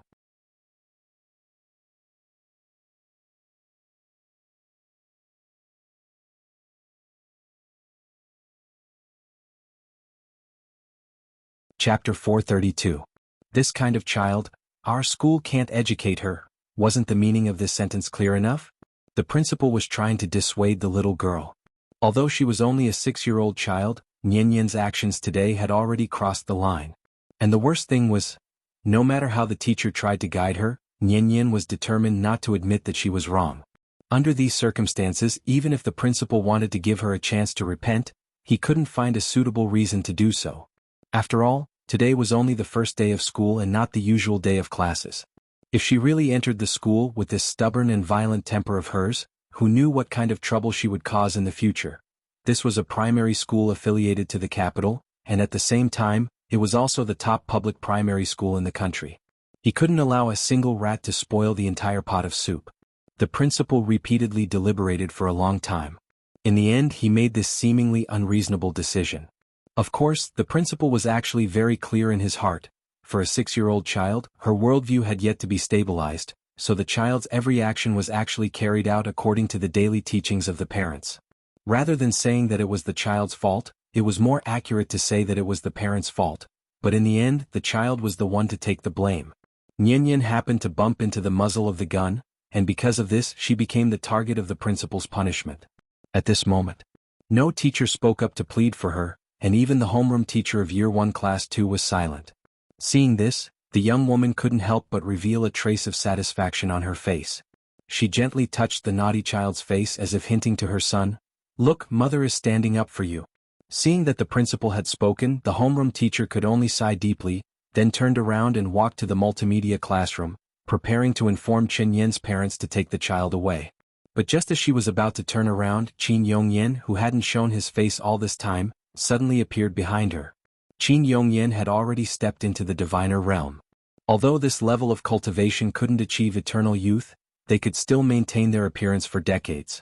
In order to not appear too different, Qin Yongyan deliberately made himself look a lot older, thus giving the impression that he was about 40 or 50 years old. With his cultivation level, he naturally knew what was going on outside. Therefore, as soon as he appeared, Qin Yongyan directly walked past the head teacher and came to the little girl. "Nian, come. Grandpa will take you home." He gently held the little fellow in his arms, and with a little force, the little fellow was lifted up by him. At this moment, the right or wrong of this matter was no longer important. Qin Yongyan respected Qin Shi's teaching methods, so as long as Nian believed that she was not wrong, then she really was not wrong. The one who was wrong was the brat and that beautiful woman. At the same time, it was also the school's education method. Isn't it just a small school affiliated to the capital? What's the big deal? Was this the only school in Wuxia? It's okay, Grandpa will change the school for you. Qin Yongyan didn't even bother to greet the principal. Under the gaze of all the teachers, he carried the little fellow and walked straight to the school gate. The little fellow silently lay in Qin Yongyan's arms. After Qin Yongyan carried her out of the school gate, she couldn't help but look back at the school that had driven her away on her first day. In fact, she felt very wronged. But she didn't cry from beginning to end. Because her father once said, "You can't cry when you're wronged. If you cry, it means you've lost. There's a group of people waiting to see you make a fool of yourself, especially those who have wronged you. The more wronged and sad you are, the happier and more complacent they will be. Qin Yongyan wasn't Qin Shi, so he didn't want to lower himself to the level of these ordinary people. The only solution he could think of was to change the school and environment for Nian Yin. Therefore, after walking out of the school gate, Qin Yongyan took out his phone and called Wang Chuanju. Wang Chuanju was presiding over a department meeting, so she wouldn't have answered the phone. But she remembered that Qin Yongyan was an antique who didn't even use a cell phone. Something important must have happened if he suddenly called. Therefore, Wang Chuanju immediately stopped the meeting and walked out of the conference room with her phone. Ah. What? Transfer Nian Yin? The capital-affiliated primary school is close to home and the quality of education is good. Why would she want to transfer schools? Wang Chuanju felt that Qin Yongyan's request was very strange, so she repeatedly asked over the phone. Qin Yongyan didn't want to say at first, but he couldn't stand her bombardment of questions, so he had to roughly explain the situation. But unexpectedly, after hearing the story, Wang Chuanju exploded on the spot. Even though they were separated by a door, her roar could be heard clearly in the conference room. What? Nian Yin was expelled? Who did it? Don't go, I'll be right there. What do you mean I don't care? My granddaughter was bullied and you want me to do nothing? Brother. I don't want to criticize you, but you really need to change your good temper. It's a good thing that Qin Shi isn't at home now. Otherwise, with his daughter's temper, wouldn't he tear down the school today? Okay, don't say any more, I'll be right there. It had to be said that Wang Chuanju was really efficient. In the time it took Qin Yongyan and the little girl to wait for the bus, she had already rushed over with a group of people. As soon as they got off the bus, Wang Chuanju directly squatted in front of the little girl, then gently hugged her into her arms and patiently asked, Nian Yin, tell Grandma what's going on today? Perhaps it was because Wang Chuanju was a woman. When the little girl saw her, she immediately pouted and said coquettishly, Dad said that I'll hit whoever lifts my skirt. But the teacher said that I did something wrong and wanted me to apologize to him. Speaking of this, the little girl suddenly paused and for the first time an expression of grievance and sadness appeared on her face. In fact, when everyone said that she was wrong, how could she not have doubted her own actions? After all, she was not some stubborn brat. Although Grandpa said that she did nothing wrong, the little girl still seemed to have some self-doubt, so she could not help but ask doubtfully, Grandma, was I really wrong? The so-called right and wrong itself was a subjective meaning. Perhaps as long as Wang Chuanju said that she was wrong, the little girl would immediately change her mind and take the initiative to apologize to the brat. She was very sensible. And it was precisely because she was sensible that she would not be easily persuaded by outsiders. Qin Yongyan was not an outsider, and Wang Chuanju was not an outsider either. So as long as one of them said that she was wrong, the little girl would seriously reflect on it. Fortunately, Wang Chuanju did not give her a chance to reflect, but directly carried her up and strode towards the school gate. What wrong? Your grandpa has a soft temper, likes to settle everything peacefully, and is not easily calculative with others. Because of this character, he used to be bullied in the village, so don't learn from him. If you want to learn from your father. Didn't your father often say this? We don't cause trouble, but we're not afraid of trouble either. Whether it's at school or elsewhere, in short, if you fall behind, you'll be beaten, if you're weak, you'll be bullied. So Nian Yin, you must remember, in the future if anyone dares to lift your skirt, you'll beat him hard for me. Because not only did your father say this, but your grandma also said this.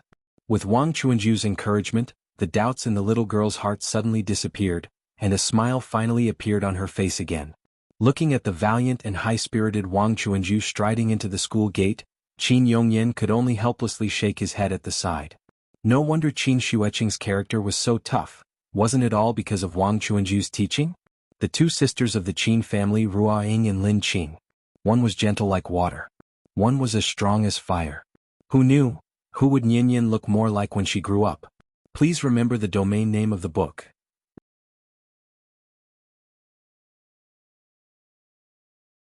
Nine Heavens God Emperor Mobile Version Reading Website.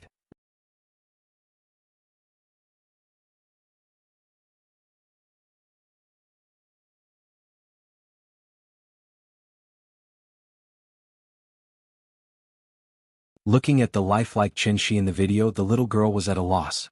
It was as if an error had occurred when a computer was running. The little guy's brain shut down. The child psychologist did not know the real Qin Shi, so he could only guide the little guy in the correct way. But no matter how perfect the imitation was, a fake would always be a fake.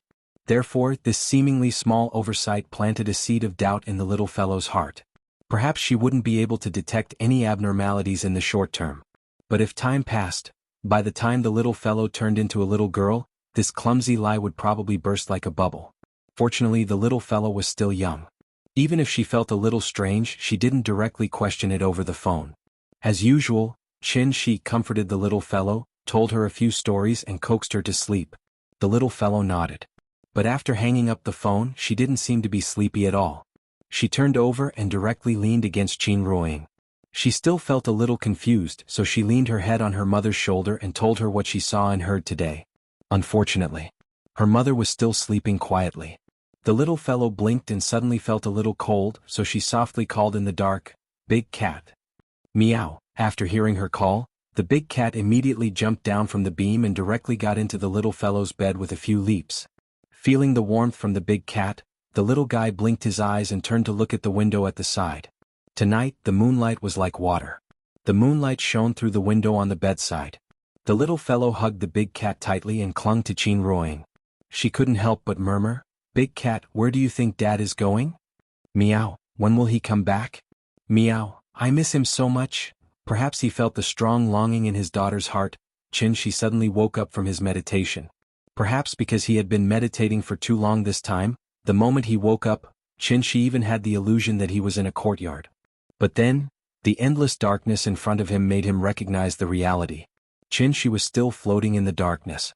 Looking at the timer beside him, he found that he had been meditating for as long as 200 years. There was no 60-year cycle in the mountains and no one knew the year after the winter. Last time, Qin Shi was imprisoned for 200 years. When his life was in danger, a light door appeared to save him. Now, another 200 years had passed, and the light door still hadn't appeared. In this regard, Qin Shi didn't panic at all. In fact, he had already guessed that the light door might be related to the mysterious woman. If he counted the time on Dragon Head Peak, the mysterious woman had actually saved him twice.